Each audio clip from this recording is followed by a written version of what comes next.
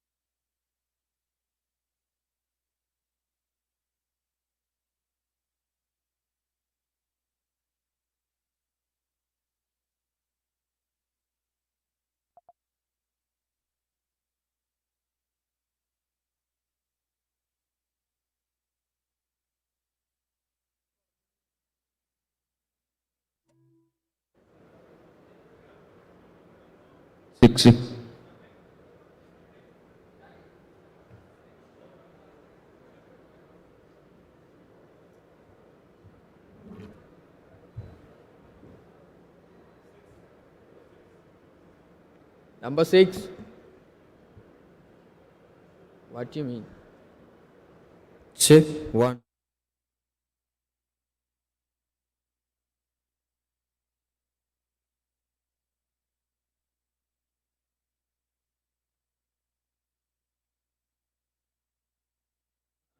Check 1 2.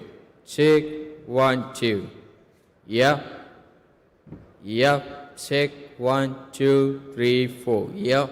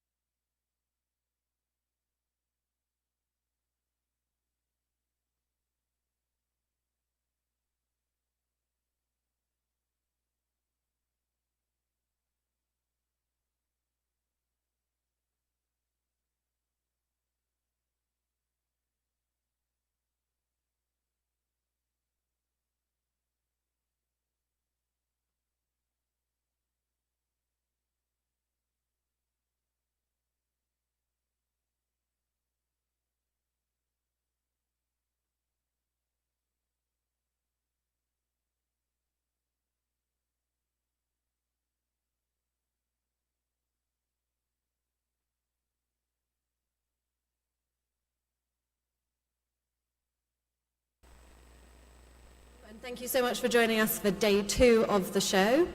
Yesterday we established the colossal vision for rail development across the kingdom. Today we turn our focus to execution, defining the robust regulatory frameworks, securing the necessary long-term financing, and achieving world-class operational and maintenance excellence that will ensure these projects endure.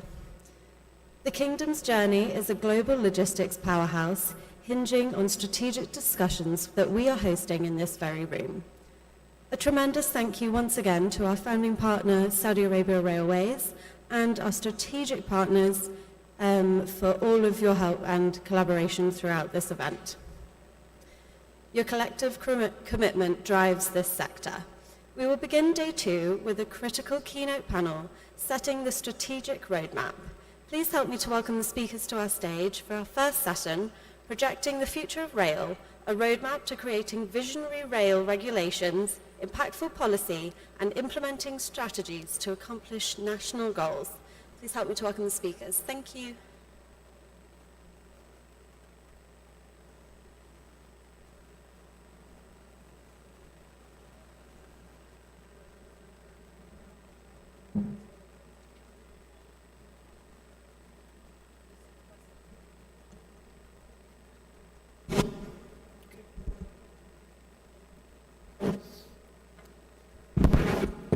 So, good morning, everybody. Bright and early. Nice to see everybody in the conference. So, firstly, my name's John Fagan. I work for Arup and I run our transport business in the UK, India, Middle East and Africa. And I'm absolutely delighted to be here to moderate this panel this morning. So, firstly, I'd like to welcome Badar here from as the Acting Deputy of the Transport General Authorities. We've also got Nasser from the GCC Railways Authority, the Interoperability Director. Sarah Shaw from the Office of Rail Regulation, and Vicky Race from the Department for Transport in the UK.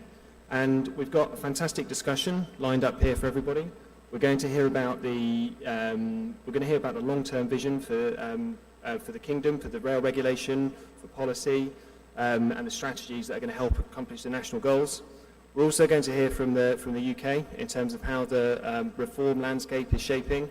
And then we're going to hear more broadly about the GCC interoperability and how it's going from your perspective, Nasser, as well. So welcome everybody, and thanks for joining us. And I'm going to start with a question for Badar. So the Transport General Authority it's central to the Kingdom's vision. How are you going to approach the creation of a single unified regulatory framework for both new rail projects and for the existing network as well? Well, thank you, John, for the question. So, to start with,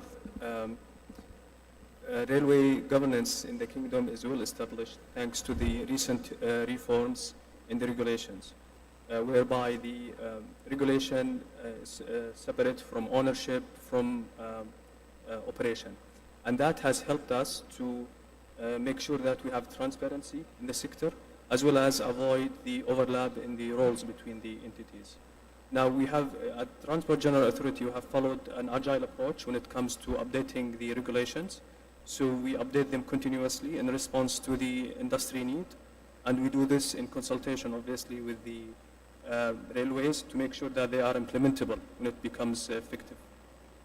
We also factor in the feedback that we collect from the clients, the railway clients, and it's very important feedback from passengers and also from freight and logistic clients. So all of this has helped us to arrive to a legislative framework that is applicable and accepted by the railway community. Now it's structured in a way that it started with the railway law. The railway law sets the principles for the regulation requirement, and it's approved by the higher authority in the Kingdom, which is the Council of Ministers.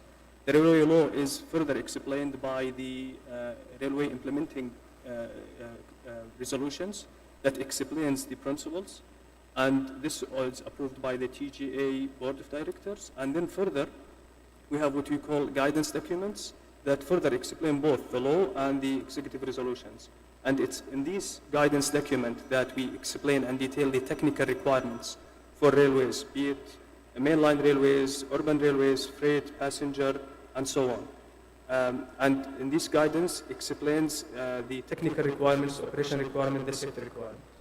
So overall, the last few years or so, we have been updating the guidance document, and we have been sharing them with our neighbors in the GCC and even beyond. And we think that we have reached a certain level of maturity. However, we are continuing to update them. And as a testimony for that, the GCC Railway Authority and the Arab League have used the Kingdom framework, legislative framework, as a reference for the member countries to follow when they develop their railway legislative framework. So that's a good indication that we are moving in the right direction. Okay, thank you. I think great. I think as a founding principle there to be understanding the feedback from passengers, operators, and feeding into the regulatory space. So I'm going to jump over now to the UK, to Vicky. So Vicky, the UK is going through a period of reform in railways. I wonder if you could tell us a bit about how that's going and a bit about your role within that. Yeah, certainly. Thanks, John. We are undergoing a transformational, once-in-a-generation reform of the UK railways, kind of recognising that reforming the railway brings benefits to the whole UK economy and supports growth, which is a key objective of the UK government. What we want to do is deliver better outcomes for all users of rail, whether that's freight or passengers. And in order to do that, we need to end the current system, which has proved itself to be not terribly efficient and really not delivering either what passengers or freight users need.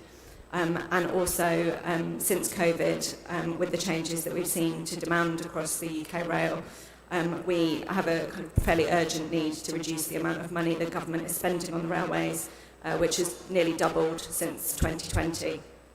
So the way that we can do that is really to encourage users back onto the railway, and the way that we need to do that is to rebuild trust in the system. So that is kind of developing a system that really puts users at the heart of the system, and creating an organisation called Great British Railways, which we will do through legislation which will be introduced in the UK Parliament soon.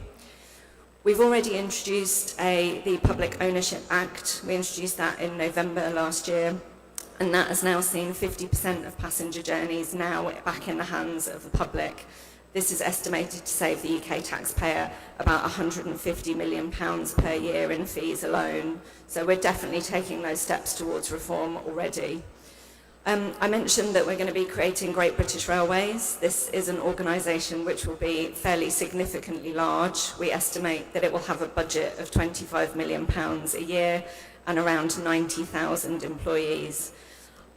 It will be responsible and acting as the directing mind of the railways to kind of really bring things back into a one-system view. So this is bringing track and train back together, making decisions about access, long-term planning and investment, and providing more certainty, including to the supply chain. We'll also continue to put passengers at the heart of the decision-making that happens in the UK railways by creating a passenger watchdog, which will be another way that we will hold Great British Railways to account, in addition to kind of through the UK government. Okay, thank you, Vicky. And again, good to hear the voice of the passenger and the operators in there. And before I come over to Nassar to hear about the GCC, maybe Sarah, you could say a bit about the ORR, its regulatory role within the industry, and maybe a few comments about its role within reform as well. Yes, I'm delighted to. So yeah, my name is Sarah Shaw, and I'm the Deputy Director of Health and Safety with the ORR in the UK. So ORR is the Office of Rail and Road, and it's the UK's rail regulator. It's an independent body. It has its own statutory frameworks that it operates under, and it regulates both the economic and safety aspects of rail operations. It covers the whole of the mainline railway, the operating companies, both passenger and freight that operate on that railway, the infrastructure, and the broader aspects of rail operation in the UK. So it has a very broad remit. It's a well-established framework that's been honed over many years to become as it is today, and it's all kind of structured around a statutory framework. And our overarching role is to hold the industry to account On the safety side, that relates to compliance with the statutory framework and standards that are set out in law. We work with the industry very closely. We work to have a continuously improving safety remit, and that's built into our legislation, and with the aim of sort of continuously reducing those risks as far as we can, under a concept known as far as reasonably practicable.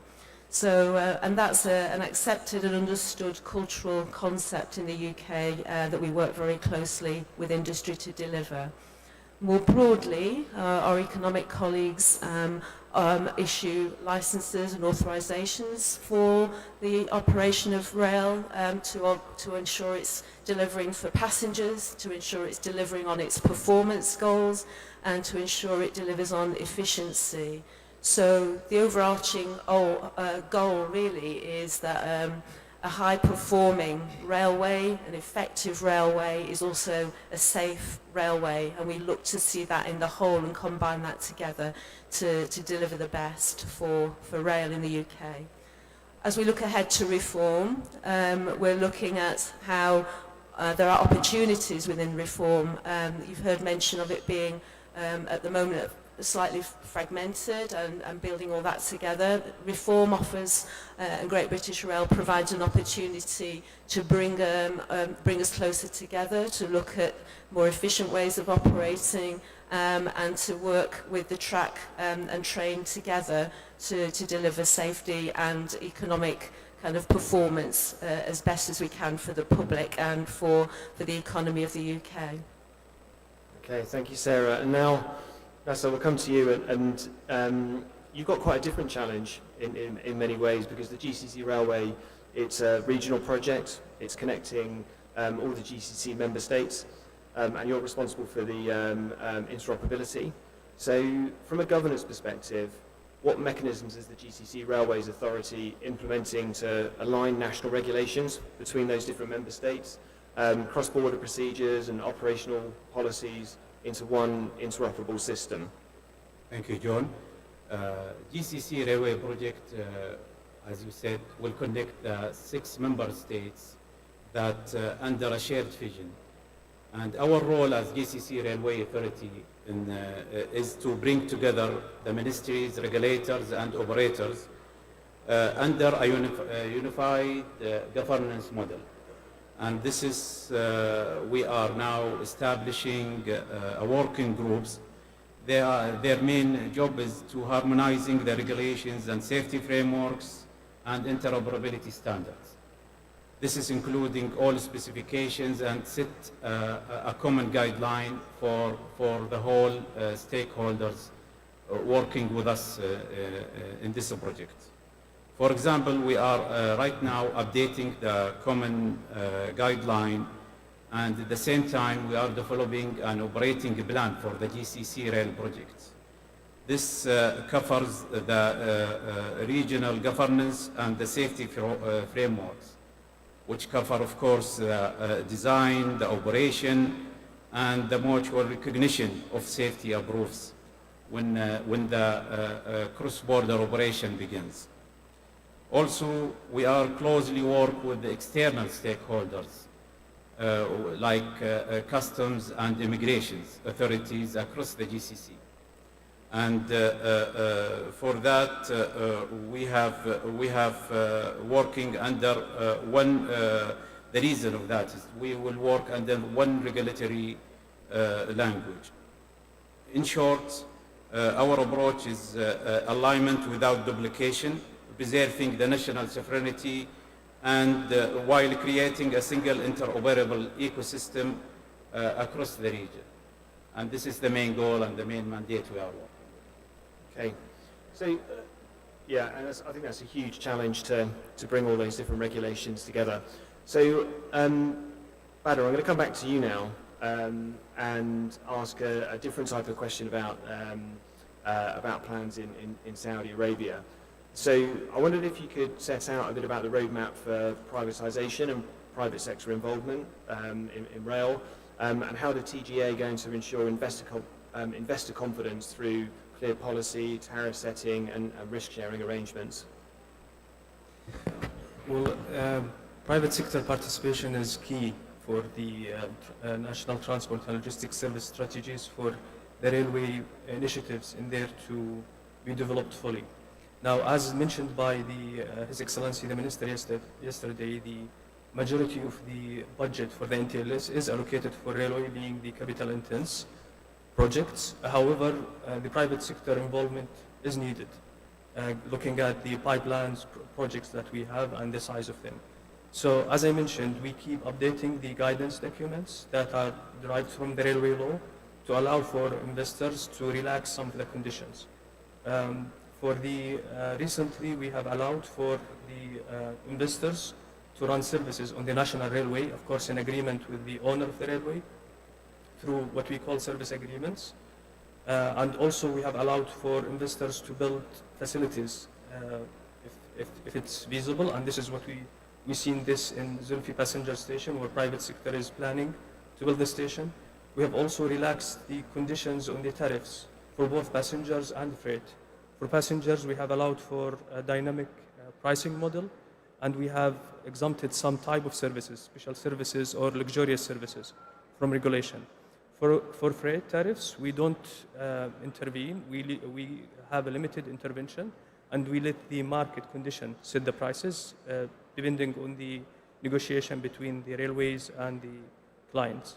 We are also joining the Luxembourg Protocol, which will provide assurance for the investors, especially investors in the rolling stock, of their property right when it crosses border, and it will incentivize the investment from abroad on the rolling stock business in the kingdom. So that's for the regulation side. For the project financing, we are studying the market in terms of the risk, appetite, and the delivery segmentation, and we are designing the project packages accordingly. So for instance, we found that some projects, it's better for the government to retain the demand risk, while in other projects, it's better for the government to retain the interface risk and work with the private sector on certain scheme, either concession or availability payments. Of course, we do this in consultation with the funding entities, domestic and international entities, such as the Exim Bank, commercial banks, asset managers, and so on. So we hope with all these initiatives that this will help incentivize the private sector to participate, to help us expand our networks and achieve our strategic objectives. Okay, very good. And just I want to stick in Saudi Arabia and the GCC for a couple of quick questions here for a moment. And I wonder, Nasser, if you could say a bit about some of the the technology that we might need, and Badr as well, and from that private sector investment, what are the innovations and the digital solutions that you will see that will improve your ability to have regulatory oversight, also ensure the safety and efficiency of the expanding network as well? Yes.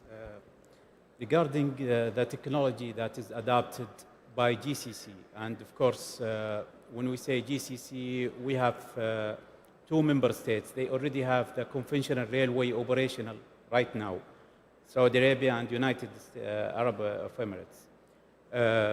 Of course, if we in Saudi Arabia, SAR is the operator, TGA is the regulator, same approach in UAE.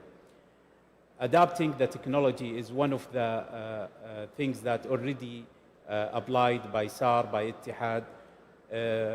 And the next phase is what will happen when we connect the different member states.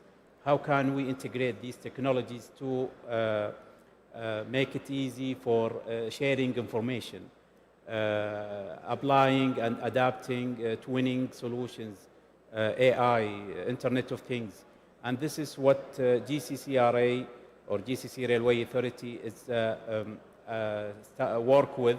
We have right now working with the project of asset management data sharing system, that the main reason of having this system is to have a single language, unified language between all operators and stakeholders, and also the regulation bodies across the GCC.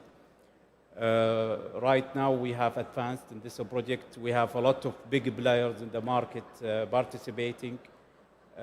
We expect to announce the results by Q1 of next year. The study is tendering the concept of how can we benefit from the asset management already have with each operators, and also we have another stakeholders that their information is fatal for interoperability and for cross-border operation, like customs, like immigration and securities agencies, etc. So this project is already taken care of, and we expect to have the results of this tender by the Q1 of next year. And also we have in our mind that before we build the full project and to create an early value, we will adapt a lot of these digital and institutional integrations. This is one example that GCCRA working on right now, and I'm sure different operators across GCC, they are working in some digital solutions that make the operation more seamless and smarter. And of course, we are encouraging to adapt such solutions to reduce the cost and the time of transportation. Okay, very good. And Bala, do you want to comment on well, that? for us at the Transport General Authority, the digital transformation is inevitable given the, let's say, the regulatory framework that we are following and given the size of the industry. Let me give two examples. One is the incident reporting. By law, the railways have to report incidents to the authority, and the type of incident is categorized according to their let's say, urgency and the severity of them. With the number of railways that we have, we had to come up with a plan or come up with the tools that help railways to comply with this requirement and at the same time comply with it efficiently. And with the time, other regulatory bodies within the kingdom have also this incident reporting requirement. So that's why we came up with what we call Railway Service Platform that help optimizing this compliance and this work for railways, from both for railways and for the regulators. So now the railways, when they report in this railway platform, service platform, they will be complying in one go with all the requirements or all these authorities. So that's from the services. There are other examples for for example, the change requests. So we keep receiving change requests for railways, and it's by law they have to report these changes, the major and the minor, to the authority. So with this request, we had to come up with this tool or efficient tool to quickly process them. We have also came up recently with an AI-based tool to help railways to address any clarification that they have around the clock. And this was developed by one of our youngest engineers in the department, and we show that it helped them to quickly understand the regulation as they become available. So to us, digital transformation and technology, employing the technology in the regulation is inevitable given the size of the railway networks and given the number of regulations that we have, and we want to make sure that they are the railway comply, but in the same time, in the least time and cost in them. Because this is what we are after. We want them to focus on the operation and safety rather than getting busy with the writing reports or discussing with the authority. Okay, brilliant. I mean, that sounds great, and so much, forward thinking in terms of the application of data, how you structure it, and then use it practically within the regulation. And I'm sure lots to learn from other railways around the world there as well. So I'm going to come back now to the UK and talk a bit about the longer term. So if we kind of cast our eyes into the future, so Vicky, you described the challenge we're facing at the moment around reforming the sector and what we're trying to achieve with that. If you take a look beyond that into the future, how do you see it unfolding in the UK, and maybe give us a flavour of what we're hoping for? Yeah. Thanks, John. So, as I mentioned earlier, the guiding principle of rail reform in the UK is to create one single entity, bringing track and train together And at the centre of that, we'll have Great British Railways as the directing mind, kind of making those operational decisions and having that operational freedom. But that operational freedom really needs to align with ministerial and government expectations of what the railway is there to do. It is a huge asset, and we need to make sure that it is kind of contributing to wider UK government objectives, whether those are transport objectives, but also kind of wider economic objectives such as growth, housing development, etc.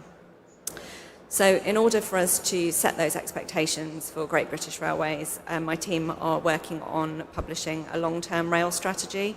This will be the first time for quite some time that the UK has had that long-term perspective and outlook for what the railway is there to achieve. The long-term rail strategy work at the moment is thinking about what do long-term demographic, technological and environmental changes mean for the railway and for how we want the railway to respond to those kind of challenges and how we want the railway to really deliver on those government priorities. So, you know, how do the railways contribute to delivering net zero? How do we deliver a more accessible railway?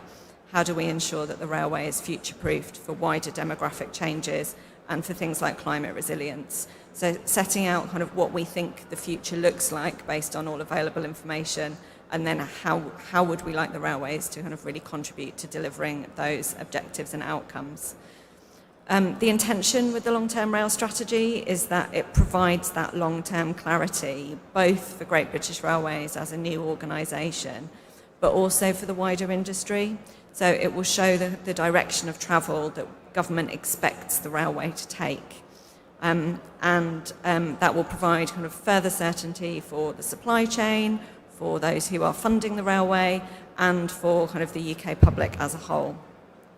We will then be working very closely with Great British Railways for them to be able to translate those wider government expectations into a more kind of operational and investment plans, so that it will be up to Great British Railways as the directing mind to really set out how they intend to deliver the outcomes that we want the strategy to achieve. So the intention with the strategy is that we will be kind of working on that while the Railways Bill is going through the UK Parliament, and we will be publishing it very soon after we have received royal assent for the Railways Bill. So it will be kind of there and in place as we set up Great British Railways as a new organisation to really provide that long-term certainty that we've heard from so many stakeholders over the years. It would be something that would be incredibly helpful to kind of help guide that future development. And just a small build on that, if I can. So, and from a passenger perspective, what do you think we might expect from that in the UK? What are the kind of benefits that we'll be trying to realise as early as possible in that vision? Yeah, so from a passenger perspective, I think the thing that it always comes back to is the availability and affordability of the railway.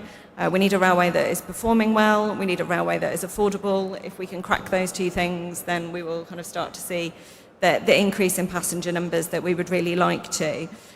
Some of the work that we've been looking at in terms of ticketing is really how do we use new technologies to help bring people to the railway and make it easier for people to know that they are paying the right fare at the right time. So we have systems in the southeast of the UK which you can use your bank card to pay as you go on the railway.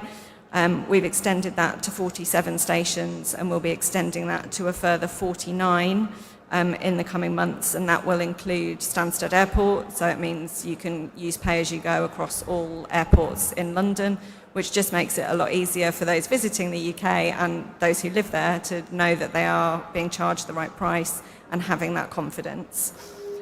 We also have some innovative trials going on in the north of England using GPS and barcodes. So you scan your barcode at the start and the end of the day and across the network, and that will work out kind of the best fare for you to be paying and charge that at the end of the day. And again, that just provides consumer confidence that they are getting the best deal that they possibly can, because simplification of our ticketing and fare system is one of the things that we are very much looking not only to achieve through reform, but also not waiting for Great British Railways to achieve. So obviously the strategic direction that we provide Great British Railways from a government perspective will kind of build on that and continue to simplify systems for passengers and improve performance.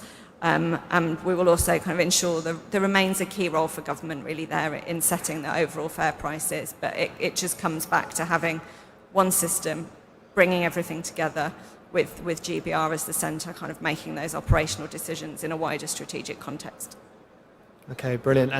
And Sarah, so within the context of the vision and long-term plan that Vicky set out there, at the ORR, how are you prioritising areas of focus and enforcing regulatory frameworks?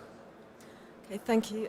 So our approach now and in the future will remain one that is risk-based and builds on the evidence that's available to us about where the risks are and how the railway is operating. So we use various methods, including a multitude of data sources from the industry, but also from our own intelligence, that we spend a lot of time analysing and reviewing, comparing with our industry partners, so that we've got a good picture of the risk profile of the industry. So that risk profile is very important to us, to understand how it looks, but to also understand how it might change and how it might evolve, and to ensure that industry also understands that. So our framework is based around that kind of premise. In terms of how we enforce the regulatory framework that we have, we obviously can't look and audit everything to check everything. So we rely very heavily on holding the duty holders, the industry, to account through its management systems. And again, that's a very established kind of framework that will continue into the future under GBR. And we expect all the industry to have a robust governance arrangement, robust management systems to manage in particular its safety framework. And our role then is to see that that safety framework, that management system is in operation. And we have a number of tools that we can use and work with. One important one that's been developed now and has become quite established is known as RM3, which is the Rail Management Maturity Model. And that provides a framework for people to evaluate themselves against a range of criteria. And we will also do that as the regulator based on our own findings, and then we can compare notes and look for common areas of crossover or new areas for development and focus. And so it provides that common language and that consistent common language, which is important now and will also be important in the future under GBR. And where you've got different groups operating, where you've got operating companies, where you've got freight, where you've got private, where you've got public, having that framework to provide a level of consistency is really, really valuable. It enables you to compare like for like and have a common understanding. So that's a really big part of our framework. Looking ahead to GBR, we're obviously in the process of that developing and evolving, and one of our key concerns is that we're going through a transition period, a changing period leading up to the formation of GBR becoming kind of stood up and established, and that could be an area where things can go wrong. People are focused on different issues, they can take their eye off the ball. So a key part of our work is looking at regulation during a period of change, so change management, the changing operations, and again within the safety management systems and within other operations, how are they kind of taking account of the fact that they're going to be, the structures are going to be changing, management systems will change, the role of individuals will change, but things have to carry on running safely, efficiently, effectively, and those are the things that we will really focus on.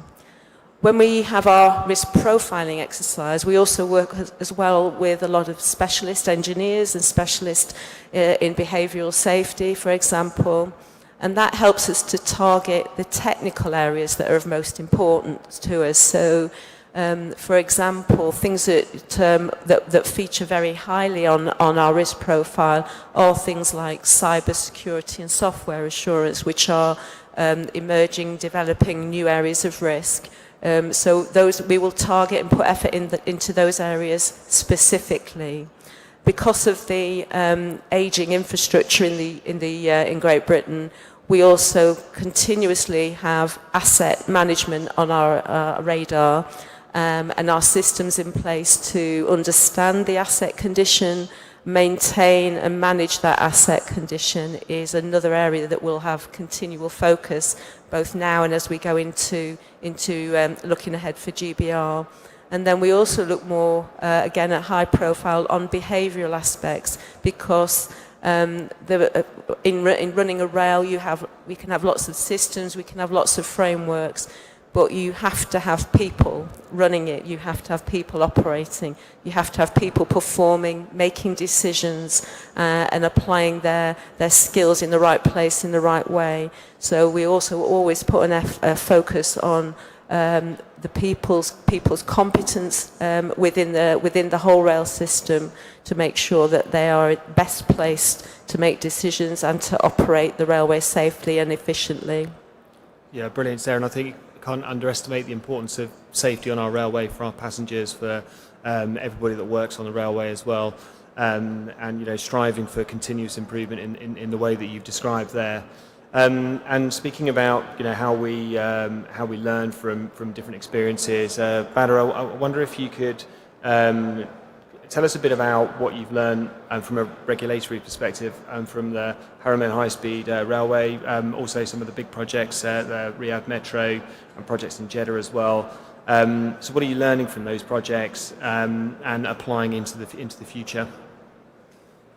Well, when you work in giga projects, whether supervising them or working with them, there are a lot of lessons learned that you can draw, whether from regulation, construction, and so on.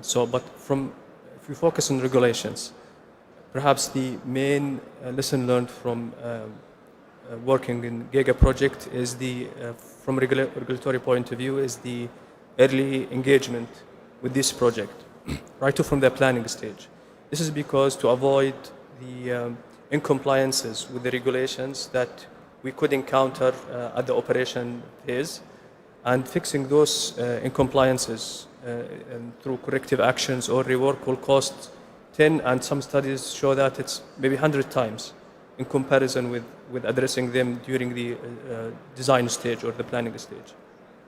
And so we at the Transport General Authority, as part of our continuous update of our guidance document, we have proposed for the new projects to receive 2 approvals throughout the construction period.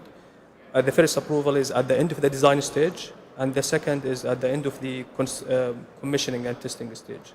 So we want to balance between controlling the safety assurance of the projects and making sure that the regulations are embedded in the design and in the testing, as well as avoid the, continuous intervention with the projects.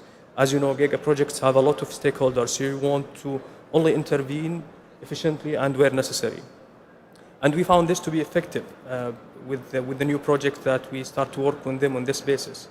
Not only that, we are trying also to pass the lesson that we learned from the project that we did not engage in the planning stage to the project that we did. And they found these remarks to be very valuable for them, especially some of them now are at the design stage. We hope by following this approach is to avoid the reworks or corrective action that we could encounter in the operation, and most importantly, to have a safe operation when the projects are completed. Okay, very good. And I think just taking that lessons learned point, Nasser, and also just thinking about with the GCC railway, I mean, it is years away. So you've got parts of the network developing at different paces. So I wondered if you could say a bit about, with all those segments delivering at different paces, how you plan to unify the policy roadmap and ensure that each of the national segments, as they become incrementally connected, how can you monetize them, get the economic benefits, rather than sitting idle there before they're all connected? Yes, thank you, John. As you know, that last year we have a decision from the Ministerial Committee of GCC to have the project completed and start the operation by December 2030, and this is the mandate, and all member states are obliged to deliver. So, and we are all, as a GCC Railway Authority, follow up with all member states. But in each country is progressing its own base. However, all of the member states will meet the date of December 2030. And of course, through the working joint group and shared milestones endorsed by GCC-RA Council and the GCC Ministerial Committee, we are synchronizing everything technical and operational readiness. The goal is clear. When the track is meet, the operation starts immediately, and no delay, no idle, no stop. And this is what we are working with our esteemed partners and colleagues across GCC, either on ministry level, ministries level, regulator level authorities, and also we have engagement of operators from now. Like Engineer Badr mentioned, early engagement is one of the learned lessons that we already adapt that, and we have all kinds of support from all of our stakeholders. Of course, there is challenges. Of course, there is difficulties, but working together, close communication, and no barriers, the results will be much better the way. So we hope that with this effort collectively, we think that the project will be an example that could be followed across the world, since it is adapting latest technologies, lessons learned from different places around the world, either in Europe, North America, or even East Asia. We have communication with all major railway parties around the world, including our colleagues from UK and ORR, and also an operator or network manager or infrastructure managers. We are working closely with them. So I hope by December 2030, you are invited to start to see the operation in GCC network. Well, yeah, we're definitely looking forward to that, and it's a great segue just into the final question for everyone, working together and collaborating and learning from each other. So obviously the railways in Saudi Arabia, GCC, are in quite a different situation to the UK, building a network for the future, lots of capacity enhancement. UK, the network's very mature, but actually if you step back from it, the challenges are the same. It's about reliability, performing the railway, delivering for passengers, keeping them safe, keeping our staff safe as well. So we've just got a few minutes left now. So I don't know who wants to start, but what are your hopes for collaborating together, Saudi Arabia and the UK? Badr, do you want to go first? And actually, ladies first usually. Okay. Well, I was very lucky to attend the event that you spoke at with RIA, where you shared the plan for Saudi Arabia, and I found that extremely useful to learn from that session, just as an example. But yeah, what are your hopes? Well, as I mentioned, cooperation is very important whether for the Kingdom of Saudi Arabia or even for the wider GCC region. And this is because we want to start from where the others end. The UK rail experience is full of lesson learned. It goes both ways, by the way. And we want to learn from that because in order for us to achieve our strategic objective, we want to minimize any, let's say, unsuccessful experience. And we are relying on the partnership with countries, and on top of that, the United Kingdom. In Saudi Arabia and United Kingdom, we've signed an MOU back in 2023 between the Transport General Authority and the Department of Transport, and we are activating this MOU. And one of the main, let's say, items of the MOU is to exchange delegate and exchange experience. We believe that we could learn from the UK experience in the concessions. We could learn about the cross-border experience, and this is very important for the GCC. We could also learn about the human capital and how we can further take this human capital development that we have to the next level, to include bachelor, PhD, and postgraduate, as well as the laboratory and research works. From the other side, we believe that this partnership goes both ways. So we believe we have something to offer for the UK, although we have differences in the history, but we have some good experience to share when it comes to the heavy haul operation, signaling operation, logistic services. And we believe that this could also help the UK in some of its initiative to drive the freight operation further. So we are relying on this relationship to take both countries' railway and even the region railway to an improved level, and continue to share the experience and continue the discussion and the dialogue. Okay, brilliant. Well, thank you. And Vicky, got maybe a final word from the UK? Yeah, thanks. I can see I've got 18 seconds to say my final piece. I don't know what happens when the clock hits 0, but I don't want to find out. So yeah, obviously the relationship between UK and Saudi on rail goes back quite a long way, but we were really delighted to sign the MOU between our governments in 2023 and just kind of see how we can help build on that and really take that relationship from strength to strength. I mean, John, you said at the start there are so many ways that we can learn from each other. We have the same challenges, even though our systems are at very different stages of maturity. I mean, we recently celebrated the 200th anniversary of the UK railways, so we have a lot of lessons that we've learned over that time. But there's still more that we can learn, particularly when it comes to kind of more cutting-edge technologies and how we can apply those to the UK railway.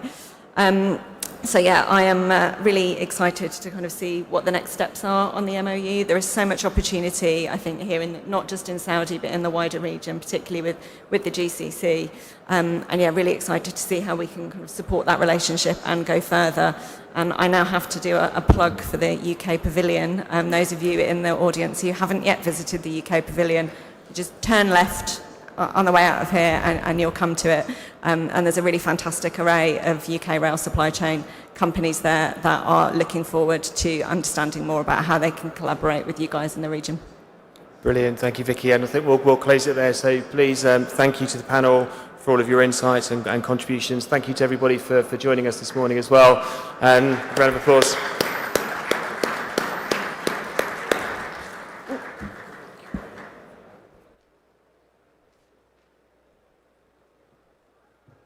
Thank you so much to all of our panelists there for sharing your insights. It's really interesting to see the contrast between legacy rail from the UK as well as some of the newer developed and more modern railways from the GCC region and especially within Saudi Arabia. All of our panelists have now set the policy standard. Policy, however, must always be tethered to people. As our industry grows at an unprecedented rate, ensuring the well-being and rights of the workforce is paramount for a sustainable social development. This next keynote presentation provides a crucial update on the progress, reforms, and future pathways for advancing labour inspection and workers' rights within the Kingdom, which is a vital component for the Vision 2030.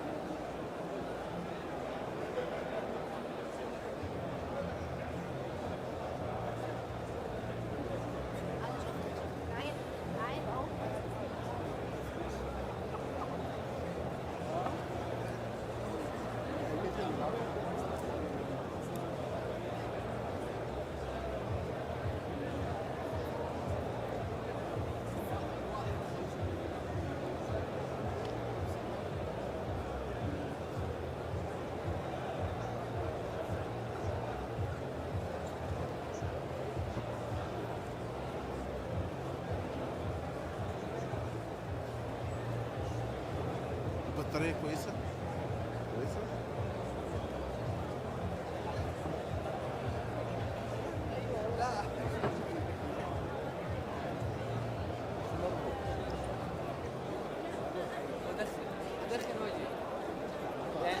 عايز 10 دقائق. لا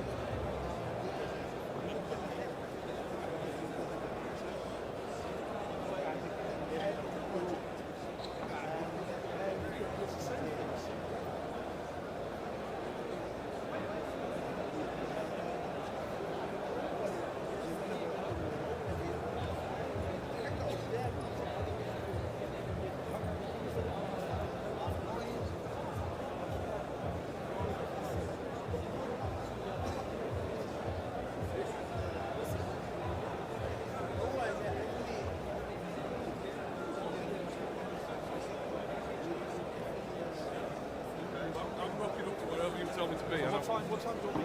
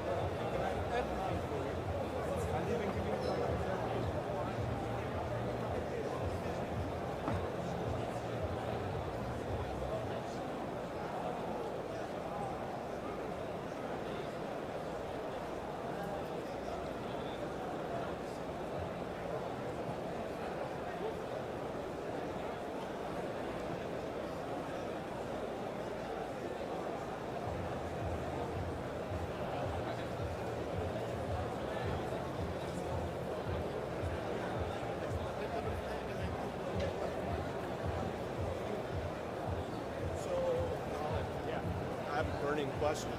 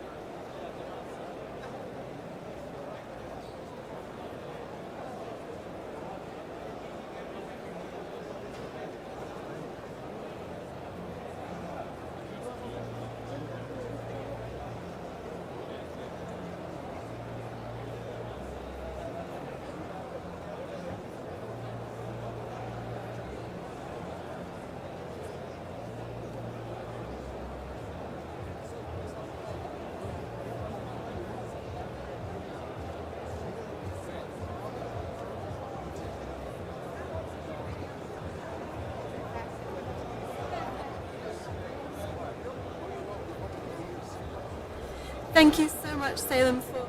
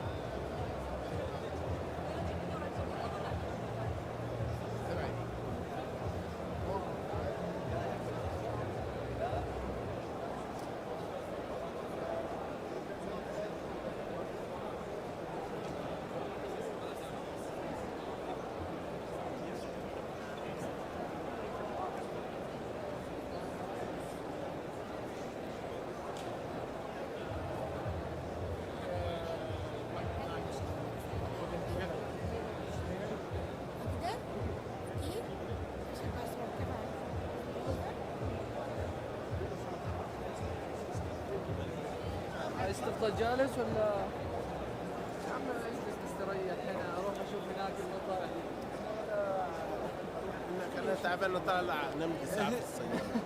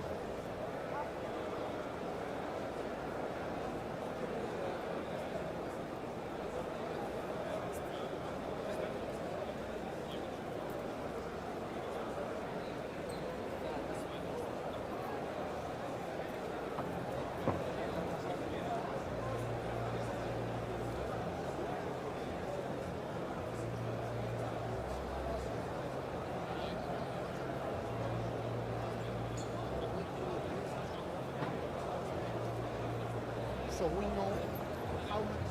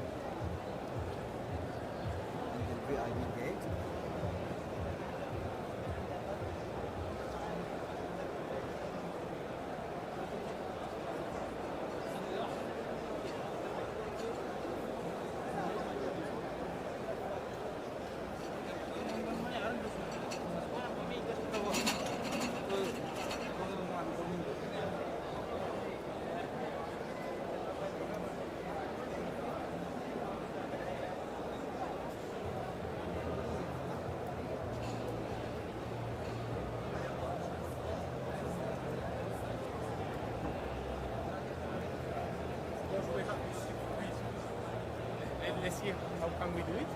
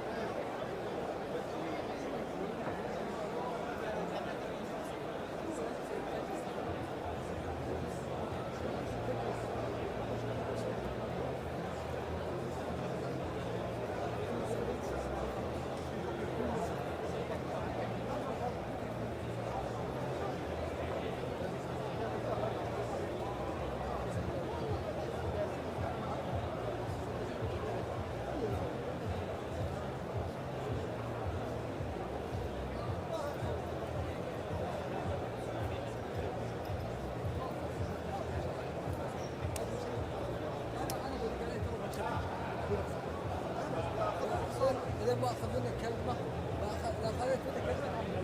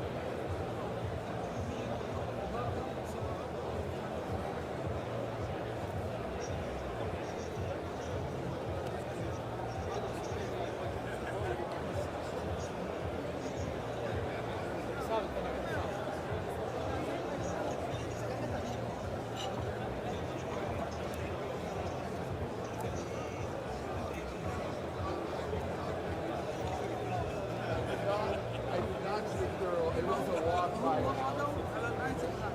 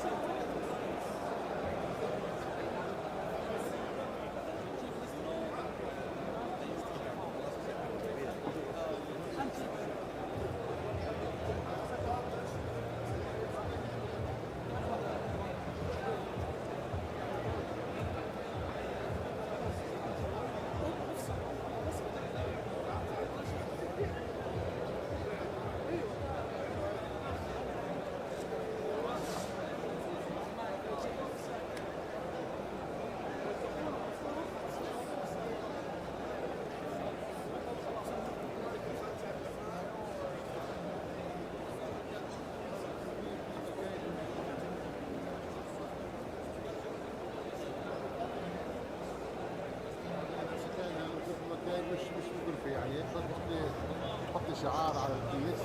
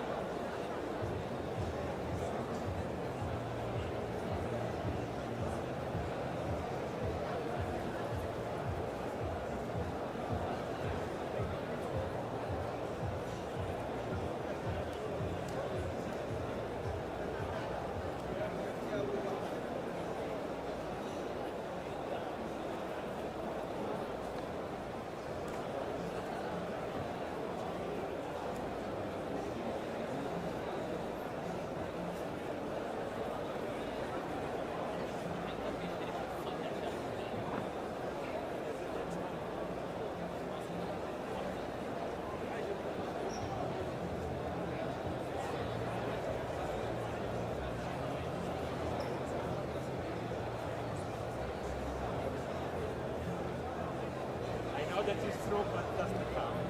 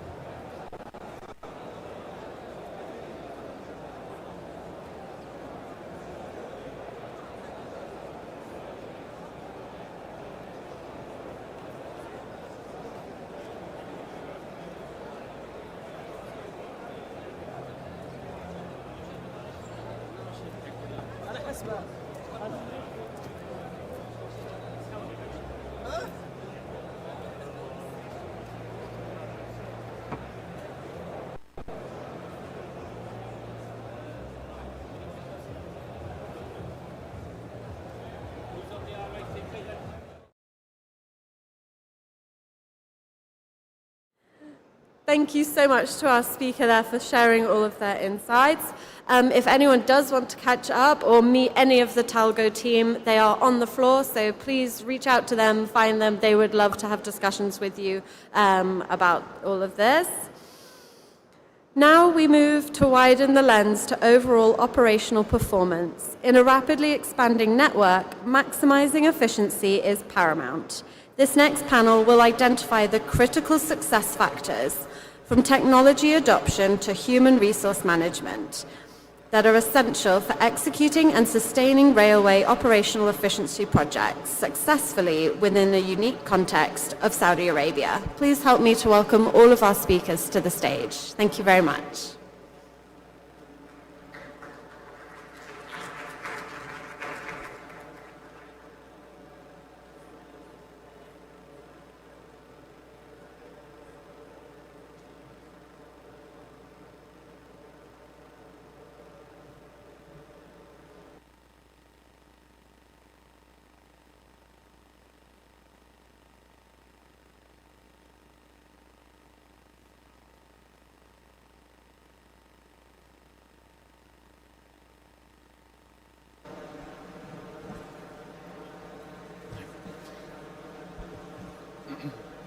Bismillah ar-Rahman ar-Rahim.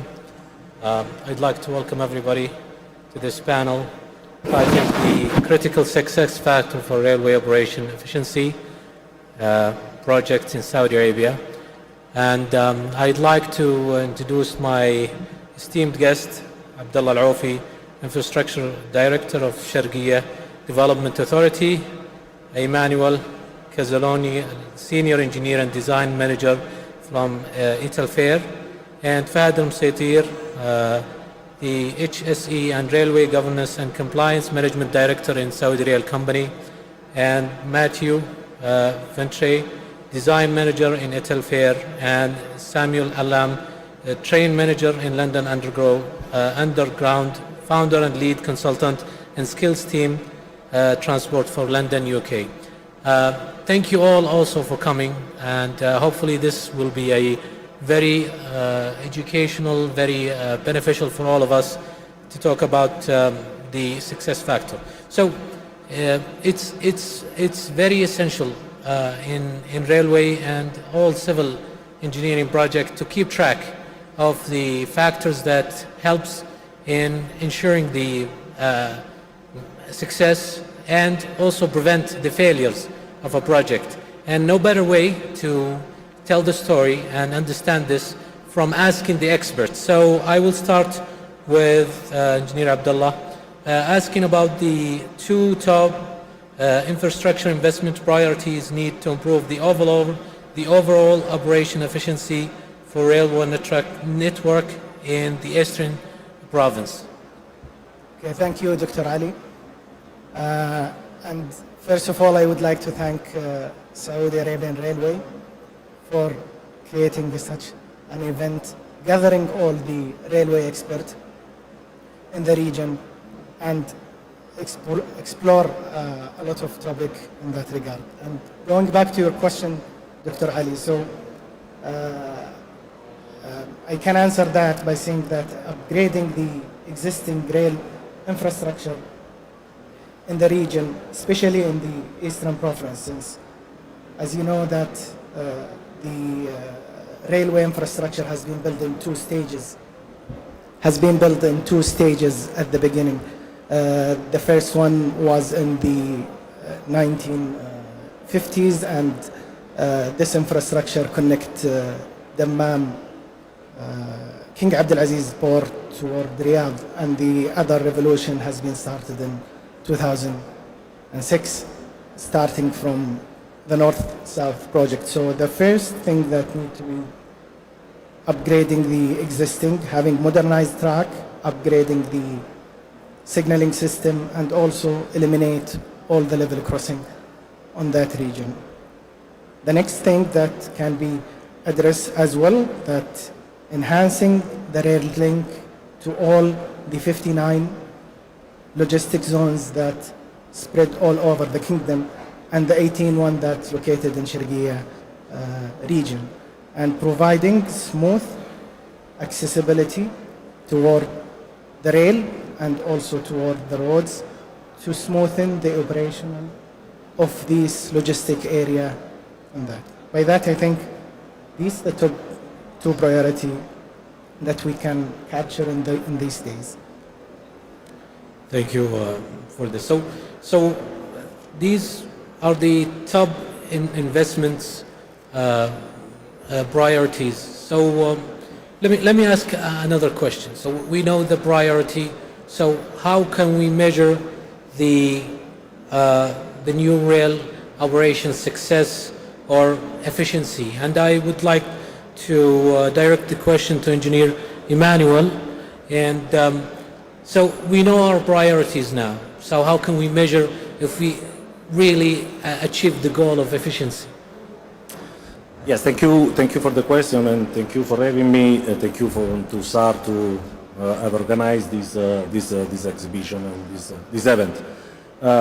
This is a very good question, because of course, as soon as there is the opportunity, the client would like immediately, any client would like immediately to get into operation, and also to measure how the operation is going from the beginning and all along the design life. There are several tools, there are several methods.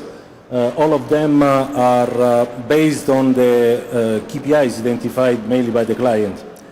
And these KPIs must be monitored strictly from the beginning. Of course, any one of them pass through the identification of specific processes. Any process must be optimized from the beginning, must be used accordingly and properly. And anything must ensure, of course, that the same activity can be done with in less time, with cost efficiency, and in the normal process list you can find a number of very important processes for monitoring these KPIs from the beginning to the end. Thank you for your great answer. So this is a general, can be applied anywhere. So I would like to focus on Saudi Arabia, and I would like to ask to Engineer Fahad if you had to identify single most critical success factor for achieving the true operational excellence in Saudi Arabia, which one would you identify for the case of Saudi Arabia? Yes, I think the key success factor is creating a culture of continuous improvement. This requires an integration of people, process, and technology to deliver a customer-focused outcome. Once there is an investment on these three pillars, we will create a culture of operational excellence that will be embedded in daily practice, rather than being just a goal without being or getting it implemented on the ground. I think this is the key success factor if you're... Okay. Thank you, Engineer, for so creating culture can help us in achieving excellence in operation. And one of the things that we, or sometimes focus on in railway project is the customers and the riders and ridership. How can we assure the project partners, all stakeholders, align with the efficiency goals? And I would like this question to be answered by Engineer Matthew. Yes. Good afternoon. First of all, thank you for this opportunity. Thank you for the introduction. Thanks, sir, for organizing this wonderful event.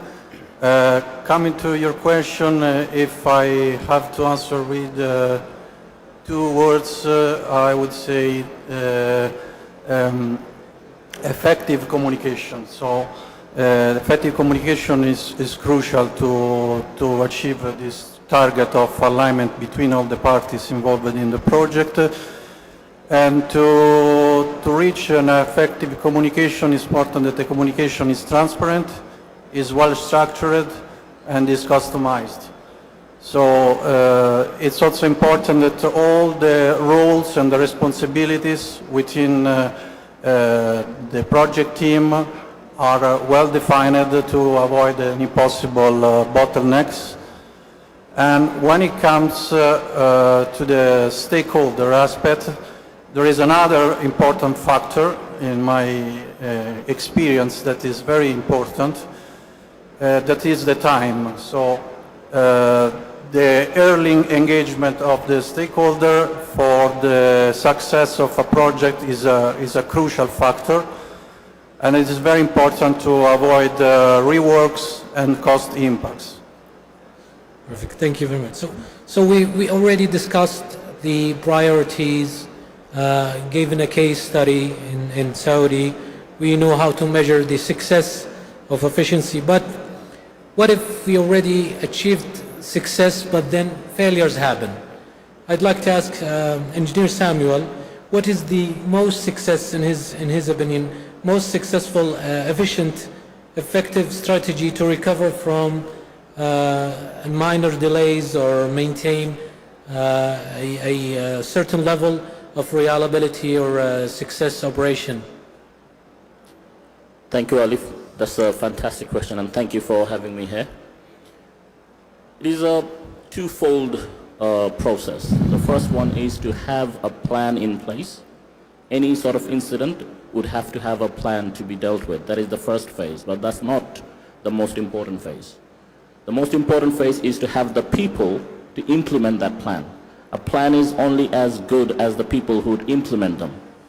So having a staff force that will have that knowledge, that will have the training, the skill set, but most importantly, the confidence to be autonomous when an incident happens. So localized authority is important. Rather than waiting for central instructions, the staff members, the workforce, the managers, the leadership, they should know their own action plan, and they should be confident to execute it. It's almost like a symphony of an orchestra. If everyone plays their own part and everyone knows how to play their part, the whole thing falls into play. So same thing happens in incident management, whether it's a failure, whether it's a passenger incident. If each party of the whole operation knows what they're supposed to do, they're trained on it, they refresh training so that it becomes their second nature. That is why training is absolutely critical when it comes to incident management as well. We should train our operational workforce in a way so that when an incident happens, it becomes their second nature. They don't have to think about it. They exactly know what they're supposed to do and what the other parties are going to do. So the collaboration would be a lot better, and they don't have to wait for instruction from a central committee or central authority, and they would know exactly what they themselves are supposed to do during different incidents. That would be the perfect solution for incident management, and that will reduce the time frame and the delays. Otherwise, it's going to have a knock-on effect, and we're going to have a long service gap between trains, which is not ideal. Thank you. Thank you very much. As part of MENA, moderator is also to talk to the crowd. I see some people sleepy and not focused in the back. We are gifted with a great panel, some of the most expert people in the field of railway, so keep up with us, guys. Okay, so I have another question to Engineer Abdullah. So the eastern region in Saudi Arabia has railway from the early age of railway in Saudi Arabia, and has affected the country immensely. So what is the simplest metrics that you have used as an engineer or as an authority figure in this area, or as your the Sharqiyya Development Authority used to measure the value and impact of railway connectivity on regional growth? Okay. So, it's a great question actually. It's while we are doing the master plan for the region, okay, one of the key aspects that we take it in consideration is the railway infrastructure and the logistics zone. So how to measure that, we usually use the regional GDP to be incorporated, and this will affect also other aspects that we can look into it, employment growth, as well business activity and also logistic efficiency. So those aspects, all of them related to the GDP, and any dollar we spend or real we spend on the railway infrastructure, it should have return of investment of 4 times that number. And we can measure that widely, yearly, by increasing the GDP and also the other businesses related to railway and logistics. Thank you very much. So, one of the things that all of us know about railway is that it's immeasurable effect on the economy, and one of the things that supports Engineer Abdullah answer is that in China they have focused on high-speed rails. Although they were very expensive, they saw the growth not in a return on investment but a economic growth in the country, and this is one of the major things that railway plays in the field of economy. So I want to talk about the rail expansion and the integration goals in Saudi Arabia. Engineer Fahad, how should the efficiency projects evolve to address the interconnectivity, the safety and reliability in the same time? Thank you, Dr. Ali, for this question. I think this is a critical question because in order to maximize the benefit of efficiency project, they need to shift from isolated deliverables into a system-level integration outcome. This requires interconnectivity, safety, reliability to be embedded into the project from the design phase, which will require an early collaboration between the relevant internal stakeholder like operations, maintenance, engineering and safety. By doing this, you collect the majority of the requirement to be executed and to maximize the benefit. Certain projects, because of certain limitation when it comes to resources or financial resources, they tend to deliver one aspect of the project, and the other critical items are add-ons later on. And by doing this, you lack of the integrated outcome of those projects. Thank you very much. So one of the things that it happened to be a issue in railway is the predictor of the performance based on certain levels of operation or based on certain aspects. The railway is very tight scheduled operation. It relies on reliability in comparison with other systems. So I will ask Samuel about the best ways to predict the overall performance and satisfaction of railway efficiency. Thank you, Ali. That's another good question.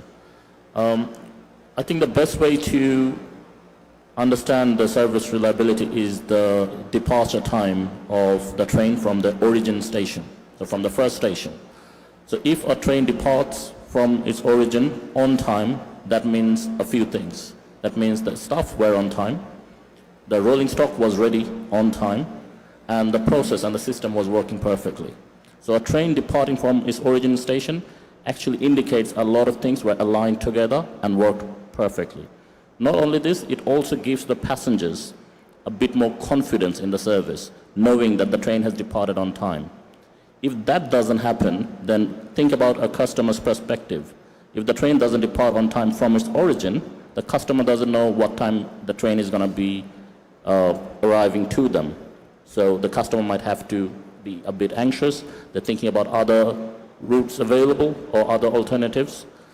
So I would say the first station departure time is the key indicator of a successful and timed and punctual train service. Departure time on the origin station. That's it. That's as simple as that. Thank you. Thank you very much. So I'd like also to ask Manuel about the unexpected culture factor. So one of the things we talked about is creating a culture that help in attaining the success and efficiency. So what if there is the culture is unexpected to this type of let's say performance measurements whatsoever? Yeah, thank you. This is a very important and delicate question. I talk according with my experience of about 6 years in KSA. I've noticed that there are some important cultural values in KSA that are very crucial. And these are, of course, the value of family, friendship, and hospitality. I think that these values can be applied also in the work environment and in the business in general. And they are fundamental to tailor and to, let's say, prepare our communication style when we are approaching with local clients and stakeholders. And I believe that the building of a relationship, and a personal relationship and personal trust is as important as the technical know-how. So I believe that this is a very important cultural aspect that can help actually to the coordination and the decision making during the project in Saudi Arabia. Thank you very much. So I think we're in our last 20 minutes, so I will try to keep it to the main questions without going to any specification. One of the main things that you saw all around in this conference is technology, AI, data. So I'd like to ask Emmanuel about examples of technologies that is critical to success in Saudi Arabia. Yes, thank you very much for the question, because this question allow me to open some different items for the discussion. Think one moment to the fact that the amount of data now available in the world, and if we make it 100, 10% can be read by humans. So the 90% of the rest of data cannot be read and maybe cannot be processed. Technology is crucial in any part and aspect of our life. Technology is crucial from the design to the construction to the handover, operation and maintenance of the railway, because you must only imagine what kind and how much big is the data amount of the railway when it comes to the operation and to the maintenance. So technology and digital performances are really important. I would like to highlight that the integrated the integrated digital platform use is very critical because it can help us to move from one step to another, to the last one in the correct way, managing big data and providing the final data integrity, which is the most important issue when at day one an operator must start working, because the data integrity is what an operator would like to have, because the operator shall operate from the date one with correct data, with complete data, and with data that can be easily managed. And for this reason, the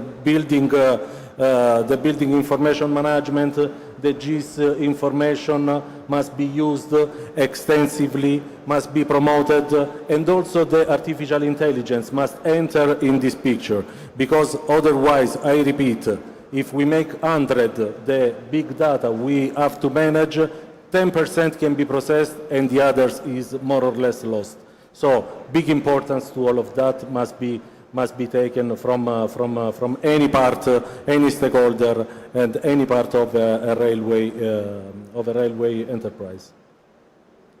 Thank you very much. So this will be the last two questions before opening the floor for the audience questions. So asking Engineer Abdullah, so from all this experience we had and lesson learned from existing lines, what would be the biggest lesson to carry on in future projects? Okay, in my opinion, I think always the biggest lesson learned that to set your master plan at early stage, and also to engage railway operator and also the transportation engineer at early stage, so in the future if an expansion or a need to connect another area or next to the railway, it will be accessible to that. And we have a great example on that. Once the Royal Commission of Jubail had introduced the master plan for the industrial city since the 70s. All the railway right-of-way was set at that time, and this smoothened the construction process to connect this area, and also to give a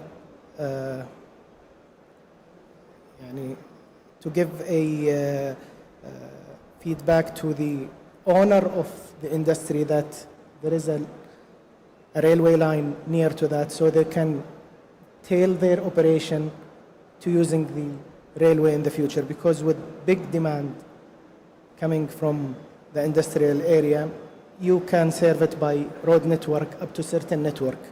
Then you have to move to using the railway. And by that, I can say that the lesson learned is to engage the right-of-way and the operator from master plan point of view, and from, let's say, from urban planning perspective in that regard. We've seen the powerful of the master plan, which smoothened the construction of project in Jubail and the ability to expansion in the future. Thank you very much. One of the points of efficiency in any transport system is the safety. So let's focus on safety in Saudi Arabia. I'd like to ask Engineer Fahad for the biggest challenges to ensure this safety compliance across SAR railway lines network. I think the challenge is to have a unified safety culture across the network, especially when you have a huge network that is located in different geographical region, different operational context. You need to have, your goal is to have a unified safety culture. This can be achieved through multiple actions. I think one of which is embedding safety into daily processes and procedures, and change the culture from looking at safety as a compliance, and they start looking at safety as an enabler to better quality, better performance. This is the first one. Plus, we need to enhance supervision, assurance, oversight on the employees on the ground to ensure that their deliverables are as per what is written on papers. Because sometimes when employees are not supervised, they tend to find shortcuts, and then we end up having undesirable incidents, God forbid. So the critical item is maintaining a safety culture, and this requires, as I say, the journey to go there. And safety shouldn't be, again, looked into as a tick in the box. You know, I follow the process and procedure and khalas. But instead, it should be looked into as part of everyday process and procedure. Thank you very much. So we have listened to the critical successful factors or success factors for efficiency from the point of view of priorities to be following, and the safety point of view, and from the ways to predict and measure, and also the lesson learned within the local point of view. And I will close with this remark, is that as His Excellency Dr. Rumeh said yesterday, that nothing can be kept in this industry without teaching, training new minds, and there should be a way to transform what the knowledge and the experience my colleague have brought here into a training initiatives across the Saudi Arabia, either with collaboration with global institutes or local institutes whatsoever. So I close with this remark, and I'd like to thank my colleagues for their great contribution, and I open the floor for any questions if anyone to ask.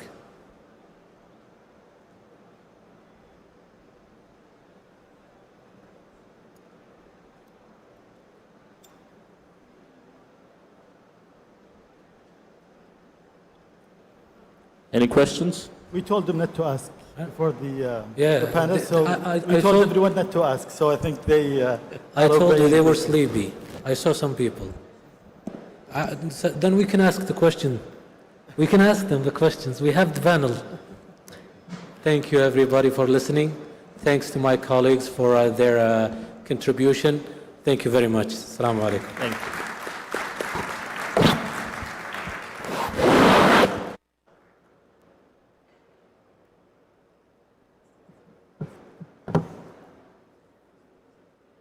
Thank you so much, gentlemen. Thank you so much. Thank you. Thank you to all of our panelists for dissecting the operational drivers. A safe and efficient network relies entirely on its own nervous system, its signaling and communication infrastructure. Our next panel will focus on the complexities of network planning and signaling management. Our speakers will discuss the sophisticated systems necessary for maintaining efficient communication, managing train traffic, and ensuring the seamless operation of a multi-user railway network. Please help me to welcome to the stage our next panel, which will be on automation at the core. Wait, no, I missed one. Which will be on network planning and signaling management, maintaining the efficient communication, operation, and management of train traffic. Thank you very much.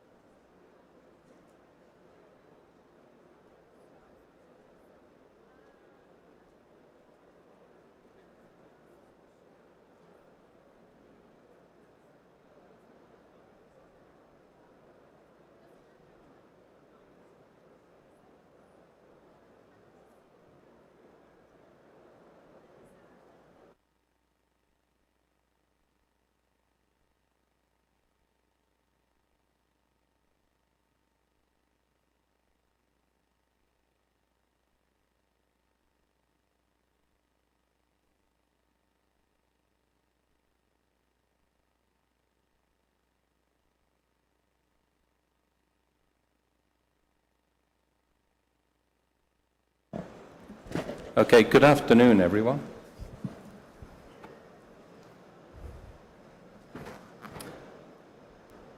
So I'll introduce myself first, and then as we go through the questions, I'll ask the team alongside me to tell you a little bit about themselves, what they do in their organizations, and then we'll go through the technical questions that we have. So I'm joined today by Abdullah from Saudi Railways, who'll talk to you about the things in terms of capacity management technology. We've got Hiroshi from Japan Rail with us, and then we've also got Salvatore. So I'll start. I'm Robert, I'm from Arup. Arup is a designer of railways, of complete railway systems, and we're working with some of the mixed traffic railways in the world. The combined freight, combined passenger, where issues around capacity management, around moving heavy trains, mix of freight trains and fast passenger trains becomes more and more important. So I'll start by asking the first question to Abdullah, and then Abdullah, if you can also introduce yourself. So Abdullah, we read a lot. It's very exciting what SARA are doing about integrating your railway across the country. So perhaps you can tell us a little bit about what you're doing and some of the challenges that you're seeing.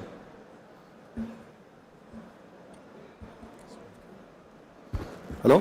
Yes, thank you, Robert, for the questions. First of all, let me welcome you here with my colleagues on the stage in Saudi Railway Conference and the Kingdom. That's really a pleasure to have you here all, and I hope that you enjoyed being here in Saudi Arabia. My name is Abdullah Youssef. I am SAR VP Infrastructure, working in almost 18 years. And the company, during the start of the execution of the projects, of the networks, maintaining the networks, managing the asset management, and for the last 4 years with as a VP Infrastructure. As you know, Robert, that we are running mixed traffic in our networks for north and east, which means that we have the passenger trains and we have the freight trains. The mixed traffic make it really challenges to us to have the balance between the demands from the customer and the capacity that we have. We know that we have to be on time for the public regarding the passenger in terms of the timing from moving from stations to other stations, and for the different customers that we are dealing with in seaports and other companies, that bigger companies like Ma'aden, Sabiq, Aramco, etc. So we have to balance between this and the current capacity that we have in our network. Taking into consideration that one, we have also to take the harsh environment that we have in Saudi Arabia, since we have a high temperature, sand, a lot of sand, since we are crossing a lot of deserts in our networks. So, and we have also a winter raining season, usually 2 times per year. So all of these items, we have to sustain the safety and not compromising the safety while we're running these different mixed traffic in our networks. So we have the forecast for the weather. We have to ensure that the spare parts for the golden assets in place. We have to ensure that the availability of all our maintenance way vehicles, all the teams, the response teams distributed in all the networks to ensure that we have a quick response. We don't want to have an impact on the operation, no delays, either for passenger or for the freight. And while taking consideration that we ensure that enhance the work, enhance the safety for the assets, and also the lifetime for the assets. That's what I'll say. Okay, thank you. That's very interesting. And I'll jump to Hiroshi next for Japan Rail experience. And Hiroshi, for us outside Japan, it's interesting to understand the differences in your technology. You have a reputation around the world of reliability and performance, and that's just you. And so can you tell us a little bit about yourself and then how your system copes with events on the railway? Thank you, David. My name is Hiroshi Ito from East Japan Railway Company. So I'm in charge of steering system maintenance. So actually, sorry, do you hear me? Okay. Okay. Actually, I'm just a manager, and maybe among these members, maybe I'm the most practical level role, so I'd like to talk about more practical issues in JREs. As he says, actually, in Japan, we have high-speed line called Shinkansen, and we use this dedicated signaling system, and it's very different from the international standards. So I'd like to talk about it. Thank you so much. Thank you. And Salvatore, one interesting thing with RFI from Italy is that they're responsible for the infrastructure, and then they provide railway paths to, in Europe, they're called undertakings, so train operators of passenger services, freight services. And so it's a little different to Saudi Rail, which is a fully integrated service. So Salvatore, introduce yourself, and then please tell us how you're managing the rollout to the new European standard. Good afternoon to everybody. I'm Salvatore Buonincontri from RFI, the Italian infrastructure manager. I'm the head of RTMS unit inside the RFI technical department, that it follows the development of RTMS system, first of all in the high-speed line. The RFI is the first infrastructure manager that uses RTMS level 2 in order to make the train protection system on high-speed line. And at the moment, RFI has introduced the RTMS level 2 along the conventional network. This is an important challenge for RFI about RTMS. Okay, thank you. That's interesting. And then perhaps sticking with you, Salvatore, for a few minutes. In Italy, you have some older systems you call the Type B, and you're also bringing the new ETCS technology. So perhaps explain to us how you're running the two in parallel as you make that transition. Yes, I described this situation. As I said before, RFI is the first network manager infrastructure that uses RTMS level 2 in the high-speed line. At the moment, RFI is introducing the RTMS level 2 system on the all conventional network according to the RTMS implementation plan. So it has to respect the European regulation, but the introduction of RTMS system along conventional network becomes a renewal multi-technological plan for the CCS trackside driven by RTMS. In particular, the digital interlocking will substitute the electromechanical interlocking along the line and in the station. We expand the GSMR coverage to the entire network. We introduce a radio block center and marker board, and simultaneously decommissioning the Class B system and the trackside light signal. We introduce new track circuit based on audio frequency in order to remove mechanical joint. And last, we upgrade the traffic management system that is interfaced to both to interlocking and to RBC. In order to ensure the operability or the interoperability, in order to assure services to the railway undertaking, the strategy think by RFI is the dual onboard strategy. It is important to know the starting situation of RFI. All conventional networks are equipped with Class B system that just use interoperable components like balise and encoder, and all vehicles are equipped with Class B system. So RFI has launched a fleet upgrade in order to migrate Class B system on board to Class B plus RTMS. So the vehicle can run everywhere in each line, even during the introduction of level 2 system and the decommissioning of Class B system. In order to make easier this evolution, RFI has commissioned the upgrade of onboard generic application in order to transform them from Class B until Class B plus RTMS.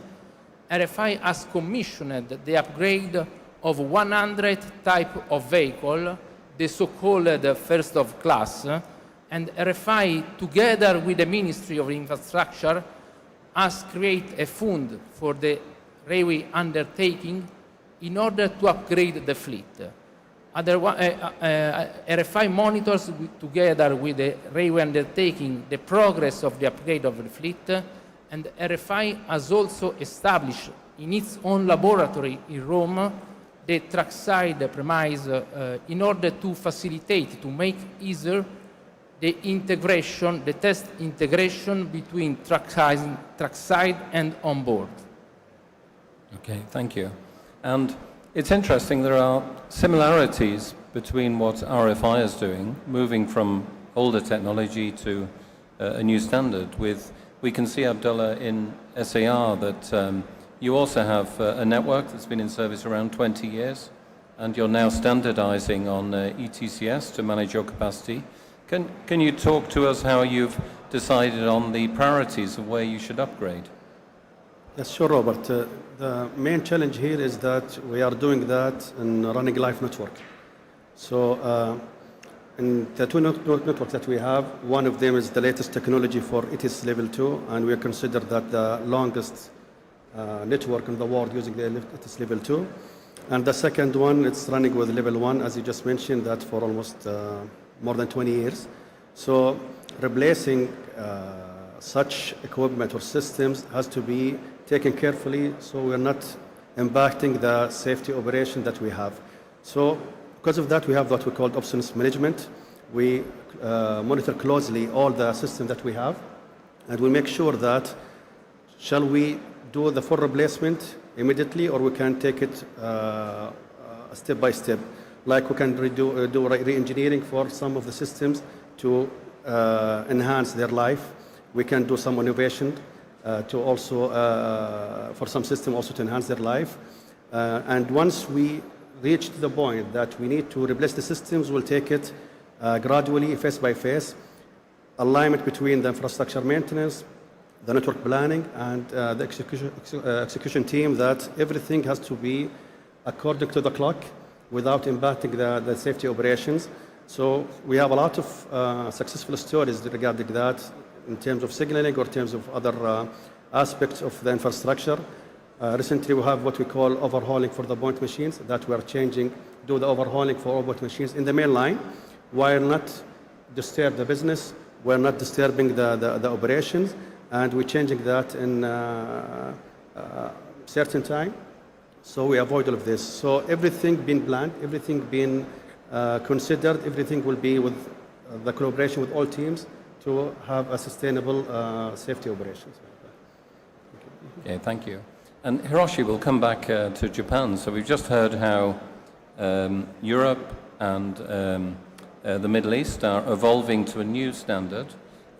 We also follow with interest that the Japan rail system has gone through different evolutions of train detection, is moving towards radio-based technology.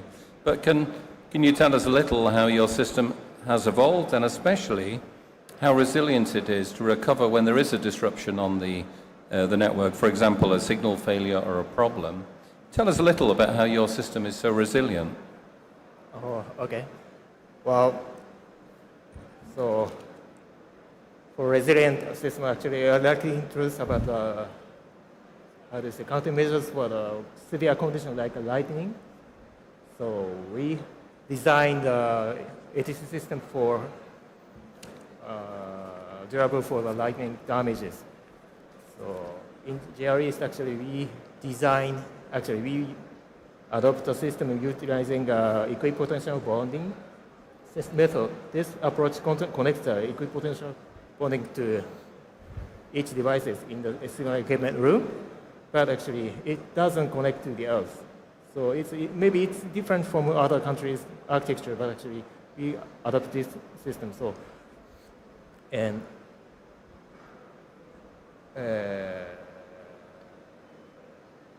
actually we set the isolation transformer at the entrance of the ACR.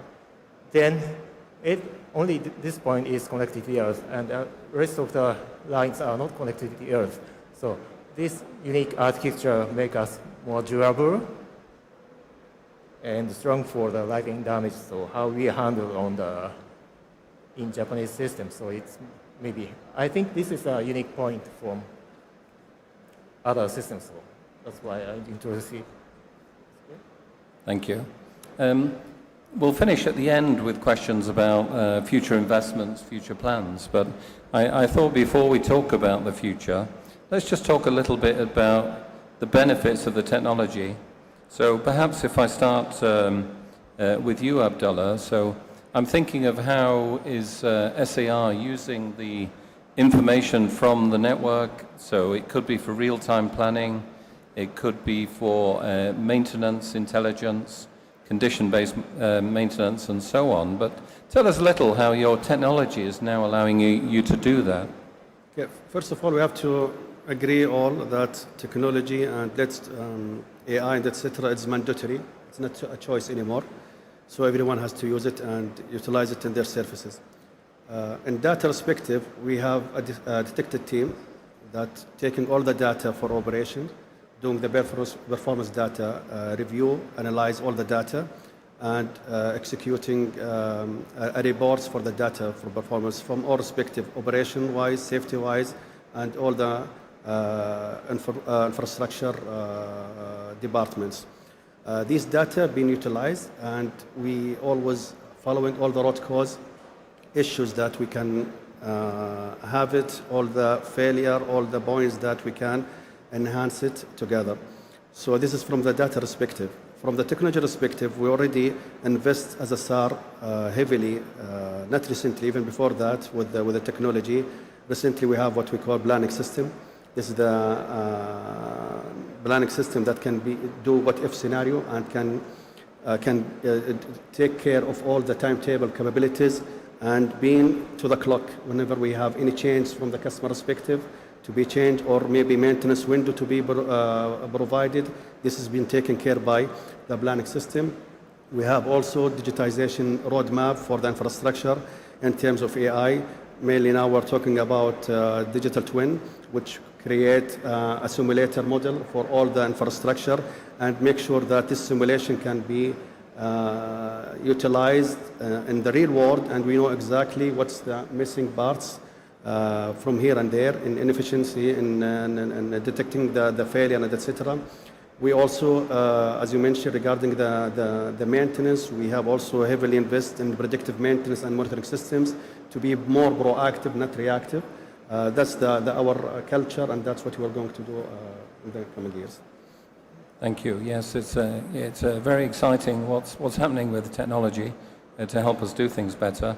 And Hiroshi, can I ask you, similar, tell us a little how technology is helping you to do things different, to do things better.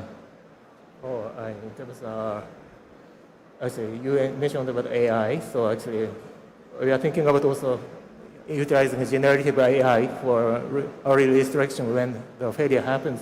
So actually, early restoration depends on the experience and of the engineer and commander at OCC, right? So in recovery operations, those technical knowledge transfer is also difficult, as a matter of fact. So we are consequently, actually, the support system utilizing generative AI to support early restoration of the signal and telecommunication system is now scheduled for introduction. Actually, this support system has three features, actually. The first is analysis of wireless communication between OCC commander and field engineers. Generative AI analyzes conversations between field engineer and OCC commander and automatically records work progress. The second is presentation of estimated causes, restoration strategies, and estimated restoration time is based on the conversation. It references past cases and manuals to propose optimal restoration process. The third is support workflow instructions. The commanders can issue precise instructions to field engineers based on the AI's analysis results. we expect the following effects. The first is early restoration of signal and communication equipment failures. By following the procedures, we expect to reduce the time from failure to restoration. Actually, our target is to reduce the restoration time to 50%. It's still going improvement, but actually our target is 50%. And the second is a timely information provision to customers. So based on the predicted restoration time, commander at OCC can give customers with estimated resume time during the service suspensions. The third is reducing reliance on knowledge and experience. By utilizing a generative AI, even less experienced engineers or commanders handling cases can follow the restoration process proposed by the AI, and doesn't need to do it based on the highly specialized staff. So it's going to be one solution adapting in my company. Okay, thank you. That's also very exciting things happening in Japan. And Salvatore, we talked a little earlier about some of your use of AI, your advanced tools for traffic management and so on. So again, can you tell us how technology is helping you to do things better? Yes, I give you an example of how RFI use data analytics in order to improve, to transform railway operation in the side of traffic management system. Because the traffic management system, especially in large rail hub, is a crucial factor, is a crucial challenge in order to have punctuality and in order to optimize the utilization of the infrastructure. In particular, in large rail saturated node, even minor inefficiency can generate an operational bottlenecks and can propagate a train delay across the entire network. In order to address this topic, RFI has launched the Opt for Rail project that combine operational research and artificial intelligence. The system works like a digital brain for the station, combining two types of data. Static data like track layout, table of condition of the interlocking, route priorities, scheduled timetable, length of track. This is static data. And real-time dynamic data like track occupancy, like delays, failure in the track side. So in this way, the system gives the right choice for the traffic management system. The first phase, the testing of the proof, gives a significant result. Simulation on real-world operational scenario gives relevant performance in terms of routing. The routing of departing train will be better than before for 60% of departing train and for 40% of arriving train. The unnecessary track change is reduced about 20%. The usage of alternative route is increased by 13%.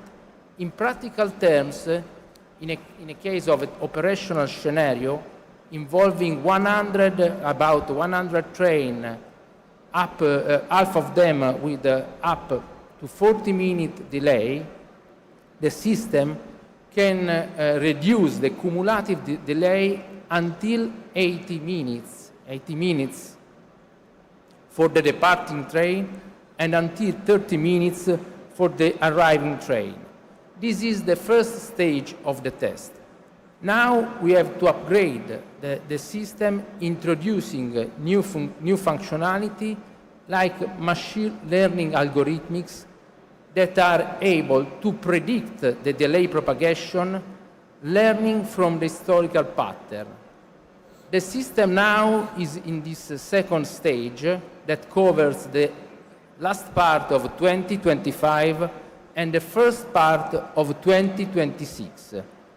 If the second stage is successful, the system will be industrialized and will be used in shadowing mode together with the other system in order to test its functionality into live operation scenario. Once validated, the system will be extended, Opt4Rail will be extended to all large rail network. With the introduction of this platform, of this main of data analysis, it is possible to make smarter and faster decisions about traffic management in order to improve punctuality, to optimize the usage of the infrastructure, and first and last, in order to give a better services to the passenger that for RFI, but for all infrastructure manager, are the customer, because customer satisfaction starts from a network that works correctly. Thank you. And you all know after the talk, you can grab the four of us if you want to explore any of the interesting topics. The last part was a little bit about the investment priorities from the different teams up here. So in the audience, we have many people that would like to collaborate with us as suppliers, as partners, as designers, and so on. And for example, Arab, that I work for, we've been involved in the railways in Saudi for many years, through other countries, through the Emirates, into Egypt, and so on. A strong history, and we are currently investing in re-establishing a Saudi presence. So we will have a technical office in Saudi Arabia again soon. Many years ago we did. So that's one example of a local investment. And I'll go down the panel. So Abdullah, can you tell us a little about your priorities and where you think Saudi will be prioritizing your future projects? Okay, thank you, Rob. We have two types of investment. The first type, what we call the REBEX, which renew or upgrade the existing infrastructure that we have to sustain the safety operations. So, for example, renewing the track, renewing the culverts, overhauling for maintenance of way, overhauling for point machine, signaling systems, etc., upgrading some of the systems. This is a mandatory that we have to do to sustain the operation and the safety that we have. And the other investment, which we use it for the expansion. That means that we're going to have a new customers, a new strategy that we have to align with in terms of the intel list, that the strategy that we have from our MOT. And we have, for example, new customers. So that looking for the expansion to ensure that the capacity are there. Currently, we are going to have floated to the market what we call Phosphate 3 project. This is almost doubling the North network for all the infrastructure in terms of tracks, structures, and systems. And you are most welcome also to tender there, everyone here. And soon we're going to have what we call the upgrade in the East network, since this is holding asset, and we need to also to upgrade it either from system perspective or from the track renewal. So these are the main ones that on our radar. Later on, of course, everyone hear about land bridge. Land bridge will come soon. The GCC network also will be follow about that one. So all these investments are there. And as you know, Saudi Arabia's we have a revolution of railway, and we try to use the track and the railways mandatory and helping our strategy and our vision in 2030. So all this expansion are almost all this investment are on radar, and that's our target for our networks in the future, inshallah. Yeah, thank you, Abdullah, and I think everyone here looking forward to this. Yeah, and Hirisho, can you tell us anything about the upcoming priorities? Any major projects or investments you're expecting in JR? Well, actually, Well, as for JR East, actually, the project is only for the conventional line. There's no high-speed line because high-speed line is almost, how to say, completed. So we have no extension project so far. But actually, we're still struggling to improve the connection between high-speed rail and conventional lines. So as well as airport. So we are still. Now we are planning to extend the conventional line towards Haneda Airport. It's the biggest Tokyo International Airport. So we still have no connection to directly. So we are now planning, and now maybe design stage is started. In that case, for designing the signaling system, we are going to use a wireless-based signaling system instead of the conventional lines. So we have to think about the interchange between the new line and the conventional line, because conventional line still uses a very old style system. So, but actually the new line uses a new system. So as he mentioned, actually it's a coexistent with the new and old systems. So we're still working on the same problem, but actually, yeah. We are still now working on it. Thank you. And Salvatore, tell us a little about what we can expect to see happening in Italy in the next years in terms of major projects, major plans. About maintenance? Maintenance or investments, yes. Just what can we see coming? Yes, I would like to speak about maintenance, because ordinary maintenance is a topic in order to give the expected level of train services. In this area, RFI has developed, in order to streamline the ordinary maintenance, RFI has developed, together with the supplier, with the trackside supplier, an advanced digital platform, a diagnostic platform named Control Room, that gives to the maintenance operator a rationalized list of alarms, only the data significant for the maintenance purpose, that gives to the maintenance operator the availability to maintenance web portal and to support from the supplier in terms of flowchart, clear instruction, and if necessary, also the support of the supplier. The control room introduced the predictive alert. The predictive alert works on all diagnostic data. Even if the maintenance operator have a rationalized list of alarms, all diagnostic data are analyzed in order to detect, to identify potential failure event, and the maintenance operator is informed about this potential failure event in order to organize the maintenance intervention in a guided manner. The control room gives the information available on a web portal, on a web page developed according to the cybersecurity policies. In this way, ordinary maintenance for RFI evolves in order to optimize the timing and the scheduling and the organization of corrective maintenance. Control room identifies the part of the system that requires an improvement maintenance.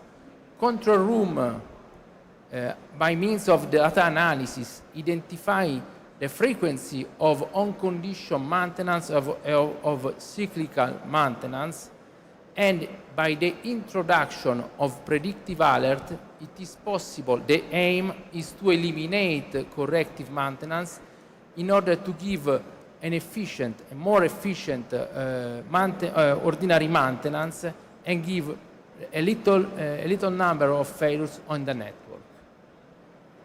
Thank you. So we're coming to the end of the session now. It's been good to hear about some very exciting plans happening here in the Middle East, Japan and Europe, and I hope you found that as food for thought for your own projects as well. And so I can see around the room everyone is excited, nobody's sleeping. And so I hope you've enjoyed the talk. Can I ask you all to say thank you to the panel?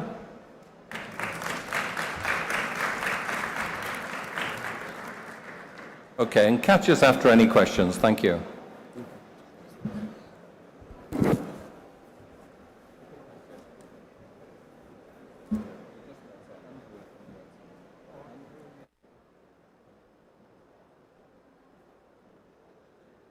Thank you so much to our panelists and our speakers there. This brings us on to our final session of the day, which brings together all of the themes of advanced maintenance and track excellence. We've seen the power of data. Our next session will examine the hardware that gathers it. To introduce this session in more detail, please help me to welcome to the stage Irina Gianfrido, the Head of International Development, Business Affairs and Sustainability at Italifair. Thank you very much.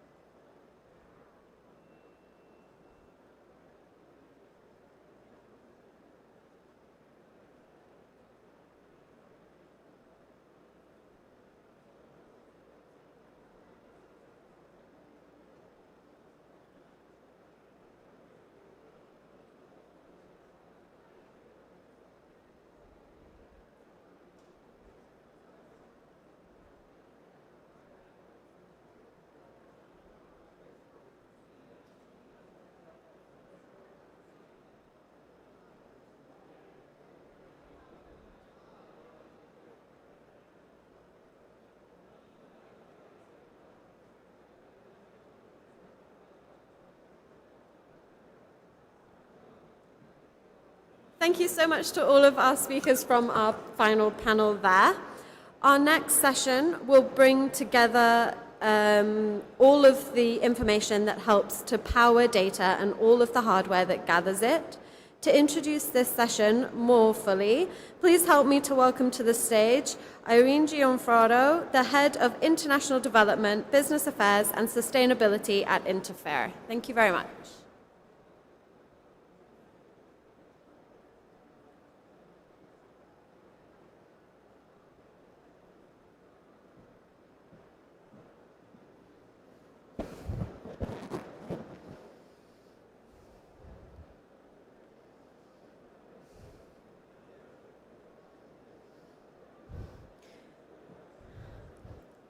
Your Excellency, guests, colleagues, ladies and gentlemen, good afternoon.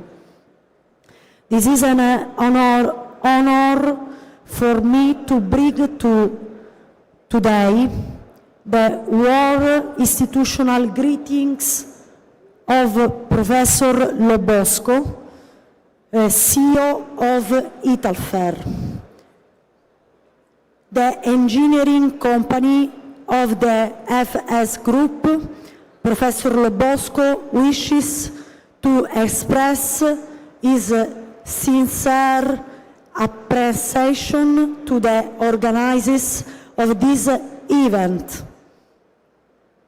and his recognition of the growing of productive synergy and is taking shape between Italfer and Saudi Arabia Railways, a partnership that is already bearing fruits and promises to deliver even greater value for both our countries.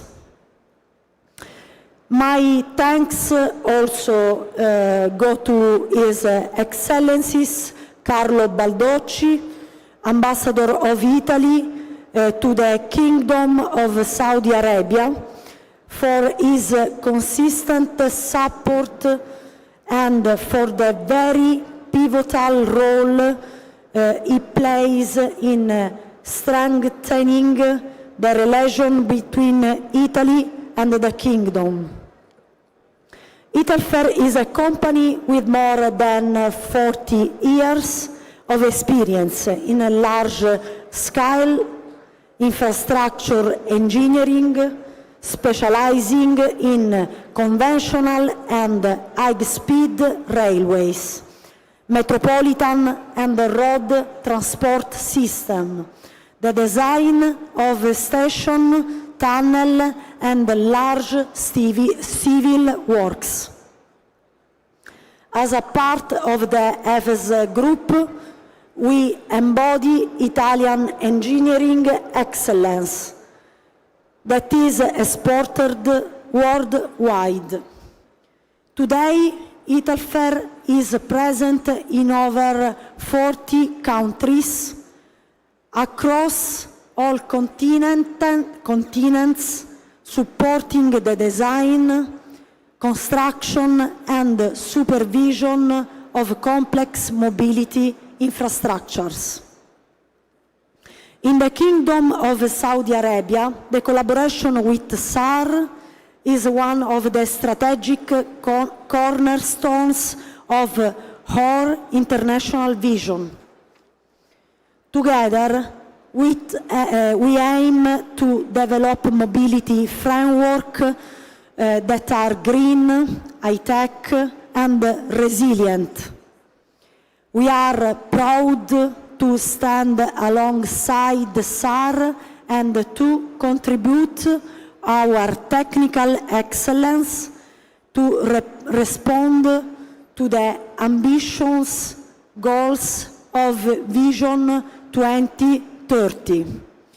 In this spirit and in synergy with the FS Group and the Italian government, Italfer is working to strengthen cooperation even further with the Kingdom of Saudi Arabia by leveraging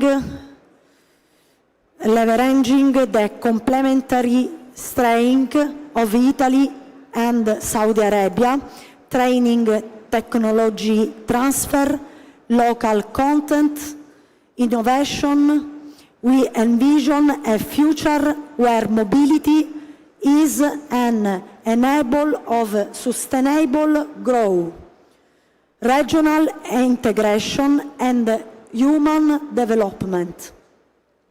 Finally, on behalf of Professor Lobosco, the entire Italfer team and FS Group, I would like once more to express our deep gratitude to SAR for its trust and partnership, to Ambassador Baldocci for his unwavering support, and to the organizers of Saudi Rail 2025 for creating the essential platform where this ambition can be shared, shaped, and advanced.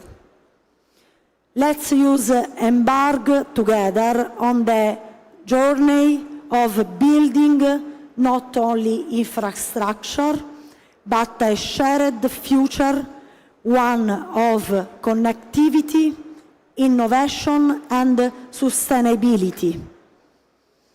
Thank you so much.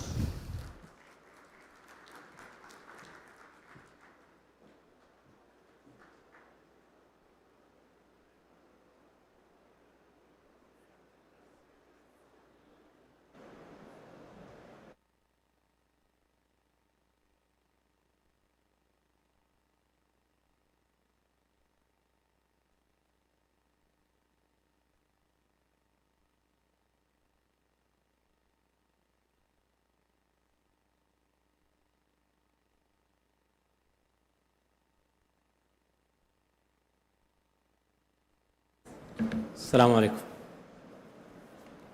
بسم الله الرحمن الرحيم. I'd like to welcome everybody to this panel. I'd like to welcome my esteemed guest, Biazid Uzdan, Engineer Deputy General of Yabre, and Carlo Rentel, CEO of GV ITEA, N+, and Marco, the head of BIM team for international project within infrastructure, BIM management and project control division in Italy Fair, and Mohammed Bawazir, infrastructure maintenance director of Saudi Arabia Railways, SAR. Welcome everybody. Thank you for attending this panel. And the topic of the day is the automation at the core, utilizing monitoring tools, sensors, data systems to continuously assess and improve infrastructure health. The general idea that we are going to focus about the new technologies available at hand, cameras, vision capturing, and X-rays, LiDARs, and data systems and data management system, algorithms for analyzing data to develop and improve the safety along the life cycle of railway. So we don't have enough time to ask all the questions, so I will start with Engineer Mohammed. I will ask about the local experience with automation and how this automation so far transformed the infrastructure maintenance in Saudi Arabia. So thank you very much, Dr. Ali, for moderating this important session. And welcome to all the great panelists who are subject matter experts when it comes to this subject. Today, when we're talking about the automation and digitalization, we're not talking about something that is nice to have. In this evolving world, we're talking about something that is mandatory, that has to happen. Within Saudi railway experience, this is a fundamental change altogether. Yes, today maintaining using time interval based type of maintenance is okay. It's been doing fine. However, you only discover things when they actually happen, when they break. And so far, within this world, we're not talking about, the railway so far is not about sleepers and steels anymore. We're talking about data, innovation. We're talking about leveraging this in order to get to the point where you can discover things before they actually break. So we have an excellent experience when it comes to utilizing automated type of inspections, leveraging the sensors installation on critical assets, be that on, for example, onboard units where you can easily know exactly what kind of faults that are going to happen, even when they are, when you're talking about when they are 2,000 kilometers away. Maybe most of you know that Saudi Arabia railway is scattered in terms of geography. So utilizing sensors into the maintenance regime is actually helping a lot to overcome this.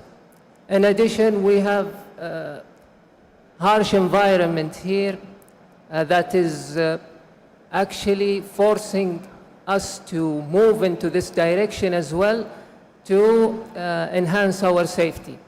So all in all, it has been excellent experience. We have utilized this across the board in terms of very critical assets, even when it comes to the small things like temperature of the rail, for example. Previously, we used to have resources being deployed across the network which is something that is not feasible. Nowadays, we're doing this remotely by installing sensors on the track. Thank you, engineer. So you spoke about the benefits of it. So I want to look into it in more detail. I would like to ask Engineer Bayezid about the biggest return on investment justification for using such automation processes. Yeah.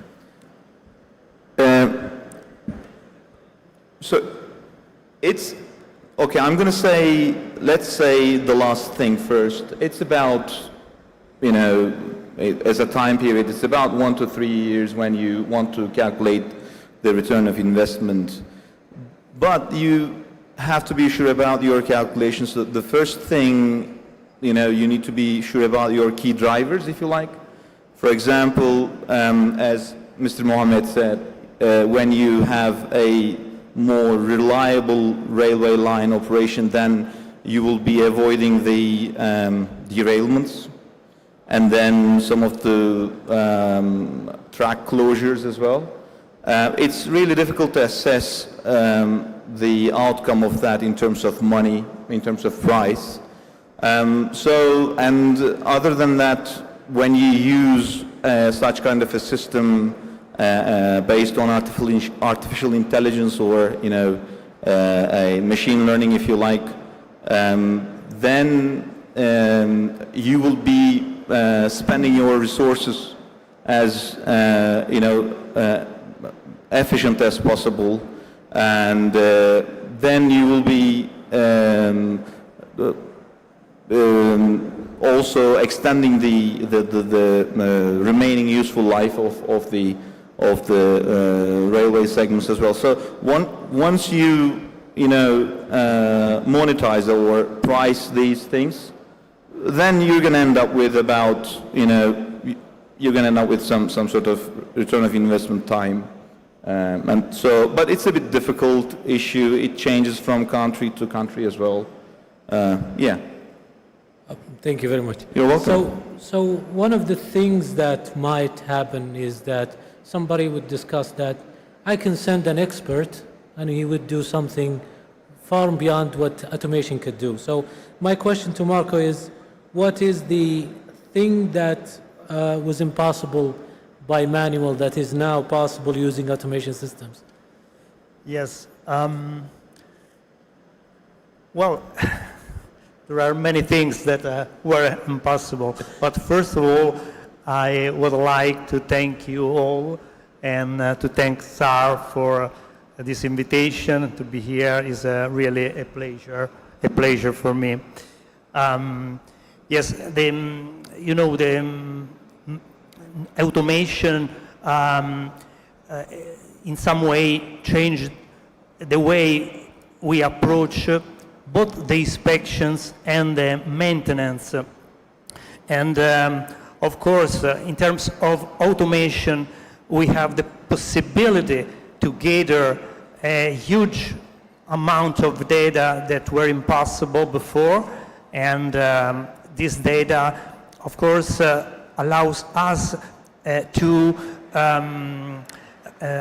do analysis, statistical analysis through intelligent algorithms that can give us really for example, the status of the health of an infrastructure or a structure. Let's think to tunnel, to bridges, and this is for sure one big advantage, and also the possibility to have this automation make the inspection safer, because it's obvious that there are some spaces difficult or risky to reach for the people. And of course, there is other important consequences. For example, the non-intrusive inspections, of course, improve the operation of the infrastructure, because we have less number of interruptions, but if we consider also the surrounding areas of the infrastructure, for example, inside the city, we can think to viaducts, long viaducts interfering with the roads, and so the non-intrusive and non-manual, the automation of the inspection are a benefit also for the community of the road traffic, for example. And in brief, I would like to say that the manual inspection and the intervention of the human beings is always important. Our brain, the human brain, is always on the top, and we cannot forget it. But with this amount of data that we received from sensors, from intelligent algorithms that transform the data in information about the vibration of the bridge or the tunnel or other parameters, we are able to predict possible anomalies through these algorithms, also even before they become visible. So this is a very important point, because when we have some statistical analysis that give us an alert, a warning, we can concentrate our expertise in the dedicated, in the precise location where the intervention is needed. So we can say that we shift from manual routine inspections to, let's say, focused, data-driven inspections, and this is something that also allowed to change, let's say, the process of the maintenance from a reactive process to, let's say, a predictive process that improves the operation and the efficiency of the infrastructure. Thank you very much. So, so we know that there is a beneficial in the sense of engineering and the sense of investment justification. So I want to ask Carlo about a case in Italy moving from traditional inspection to a data-based preventive maintenance approach. Tell us about this move. Yeah, thank you very much, Ali. So actually, first of all, I need to say that we're representing Italy because Italy has been carrying on the largest structural health monitoring, data-driven monitoring case in the world, because unfortunately in 2018 we had the tragedy of Miranda Bridge in Genoa.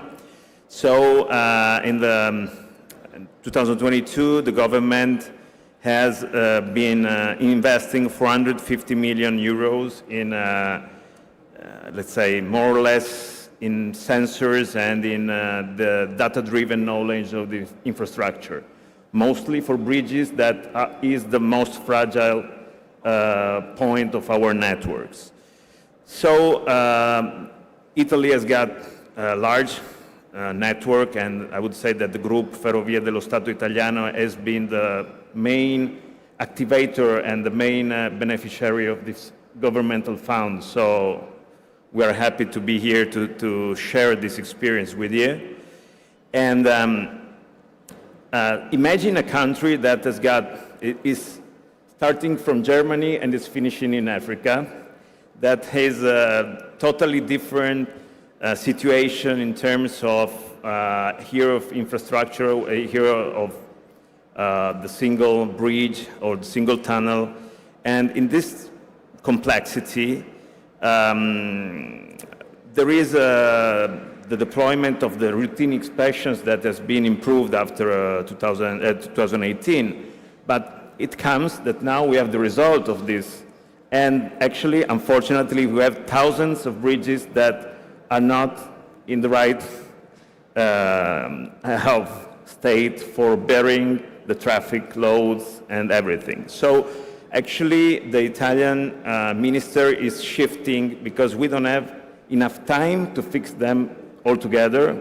It would lead to the global immobility of our country. So by installing SHM systems over the bridges, for instance, each single owner can decide where invest first, and which is actually the priority of the investments, and the state gives them more time to carry on the investments. Actually now, when a bridge is not on shape, you have 5 years, either you restore it or you close it. When you install systems, then that time shifts to 30 years. So I think this is a revolution of the way a government is managing data-driven inspection and monitoring, because it's changing our own legislation. And as Marco said, we are leading a revolution in the inspection. That is not only an inspection, a routine inspection anymore, but is going where you need, when you need to do it, not just rainfall of money and time. Thank you very much. So it's very interesting, the case about the bridges, but still, knowing the problem is have solving it. So if you know that there is a problem, you already finished 50% of solving it. So one of the things that we finished the last panel is talking about training. And I have a question to Engineer Mohammed about, in this field of railway automation, how is the workforce equipped for the automation? I mean, how is the workforce training adapting to including digital infrastructure, digital twins, health monitoring systems, and AI-based system? So this is an excellent question, because we could have as many systems as we want, but at the end, the people who will utilize this system would have to come at the core of this whole cycle. So we would need to make the right investments at the right time to ensure that the workforce is actually ready to utilize this technology. So what we've done basically is any new installation or any new investment that we're going to make in this is we make sure that there is training involved as part of the contracts for all these kind of sensors and automation. The other thing is we've made a shift in our competency management system. So we made sure that competencies and proficiencies related to digitalization and the utilization of this system is actually part of the regular training that is being that staff is being actually assessed on a regular basis. So basically, in a nutshell, this has to be in place in order to ensure that the real benefits is going to be reaped from this, because you could have all the data in the world, but if you're not really interpreting this data in the right manner with the right training, this is not going to be an factual and sensible outcome. Thank you very much. So my question to Marco about, can a fully digital approach be applicable to a real-time monitoring system to be implemented on existing tracks? Yes, for sure. For example, at Italfer and the Ferrovie dello Stato Group, we think that in order to deliver the infrastructure projects up to the highest level of quality, sustainability, and safety, and this for all the phases of the infrastructure, for the planning to the operation and maintenance, the digital ecosystem is crucial. And if we think to a digital ecosystem for the whole life cycle of the infrastructure, we need to talk about, first of all, defining a data asset information management framework in the beginning, and to start with the BIM methodology to design the infrastructure itself and the real-time monitoring system as well.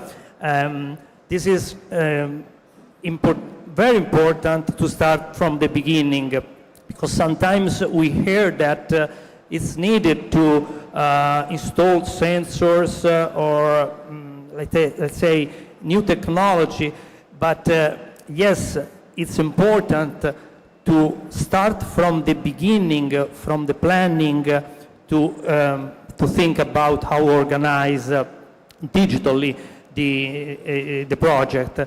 And for BIM, with BIM methodology in the beginning, we can manage the multidisciplinary coordination, including, of course, sensors, of course, when we think to structures, all the equipment that we have to install, for example, on a tunnel or on a bridges, avoiding, let's say, design conflict, reducing rework.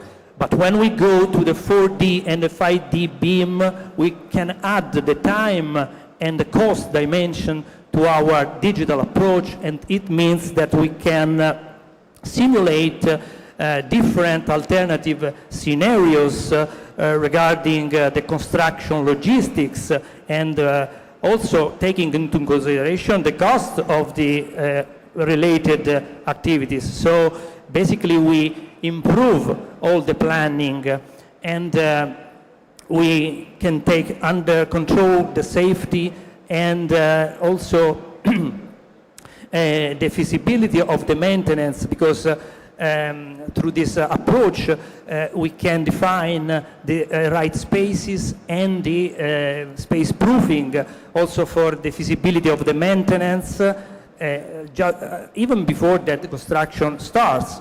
And we have ultimately to say that this kind of approach generates the foundation to have the digital twin that is a digital replica, but not only digital replica of the infrastructure of the project, but let's say a data-driven model that can be updated and that can be connected to the sensors and to the real-time monitoring system, and can be updated based on it, together with other information coming from other sources of data, from GIS, from maintenance systems, and so on. So basically, with this approach, since the beginning, we provide a nervous system to our project that will evolve in the time, during the project life time, and in this way, we will improve the operation, the safety, and the efficiency of the infrastructure. Thank you very much. So we already have the case and confirmation of the experts. Engineer has done. What is the biggest challenges to attain such automation? I mean, to ensure that the quality of the data, the predictive process is correct and applicable. Yeah, the problem is to translate that data into a kind of work order, if you like. One of the things is you have to be sure about the data quality. You may be measuring the wrong things, if you like.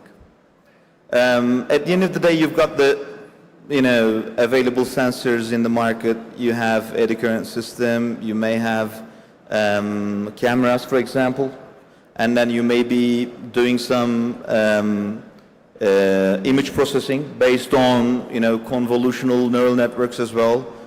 Marco talked about the health of the algorithms, but when you come to the last stage of that, taking decisions, then you need to be sure about the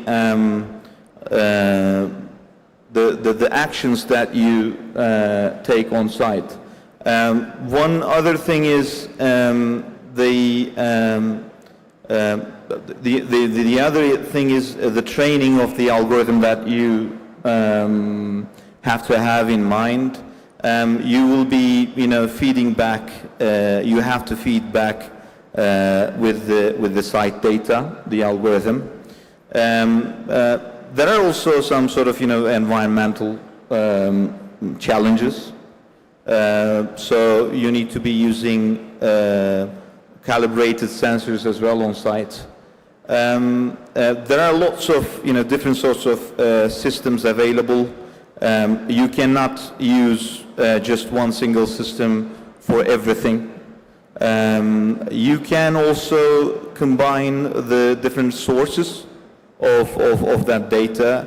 For example, one information may come from the cameras that you have, on the track, but the other one is coming from maybe the ultrasonic, measurements that you have. The other one may come from the fiber optic systems. Then you may have a noise problem. In one of the projects we had to assess a line of 1,000 kilometers once. So we had to calibrate the first results that came from the backstage analysis. In order to ensure the health of the decisions that take at the end of this procedure, you have to be sure about the data, but you have to calibrate your data as well from the site. Thank you very much. So coming back to Carlo, the case you brought is very, very interesting. So let me ask you in a two-part question. So in terms of the biggest failures, meaning that the mistakes happened while transforming from traditional to fully automated, and on the other hand, what is the big successes, meaning the best technologies used to attain the automation? So tell us for both. Yes, thank you. Very nice question. Actually, fortunately, I have to say that the failures have been false positive failures. So it means that mostly, especially at the very beginning of the deployment of such technologies, and I'm talking about 7, 8 years ago, in some cases there was like some false positive, and in some cases some highways have been closed for some hours because of these alarms. But I think that the problem at that stage was the approach of the project owner, because those are not alarm systems. Or they can become also alarm systems, but they must be decision support systems to transform data to information. And the main failure, I think, there is not only on the technology, it's the way you use it. Because most of the time, even now, some large project owners, they lack of strategic view and they lack of governance. For instance, when I see some worldwide, some infrastructure owners saying, just you have to install 100 sensors, 200 sensors, but they do not provide a general overview on how this data it is used, which is the platform they are using, or whatever. It lacks a strategic view, because actually the infrastructure owners must drive this process. So sometimes there is a confusion between installation of hardware and driving a strategic solution. We are talking about here about the strategic choose of the project owner, and most of the time it is just left to the wrong, in a wrong dialogue with the wrong person, with the wrong company, while assessing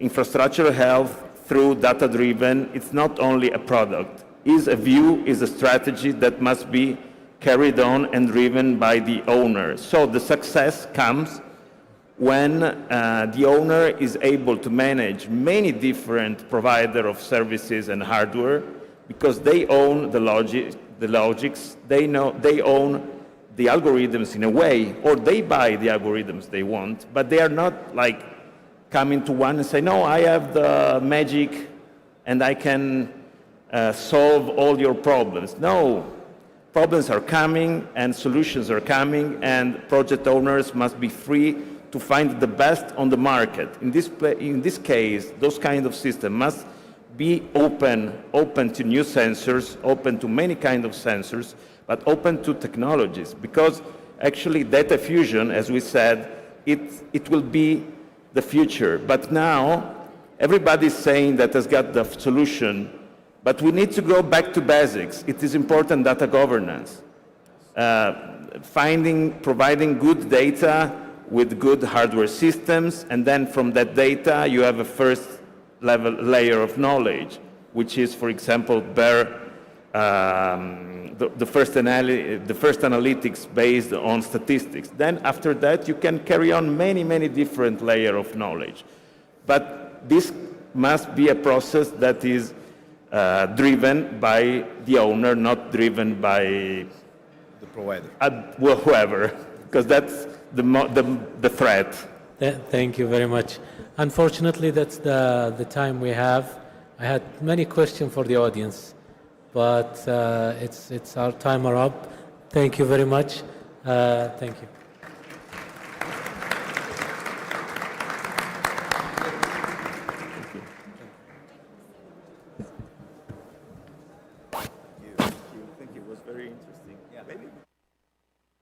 Thank you so much to all of our speakers for sharing all of their insights throughout the conference today and yesterday as well. Up next, we will be having a cake cutting ceremony on behalf of SAR, our founding partner, who would like to welcome all of the sponsors, exhibitors, speakers, and everyone that has joined to make this event such a momentous and world-renowned event that it is. We'll be taking a photo, so please we'll need to remove the first 3 rows of chairs. So if you're there, if you wouldn't mind just shuffling back at your seat, we will be taking the photo as soon as we can. Thank you very much, and hope you all have a lovely evening. We look forward to seeing you at the next edition in 2027.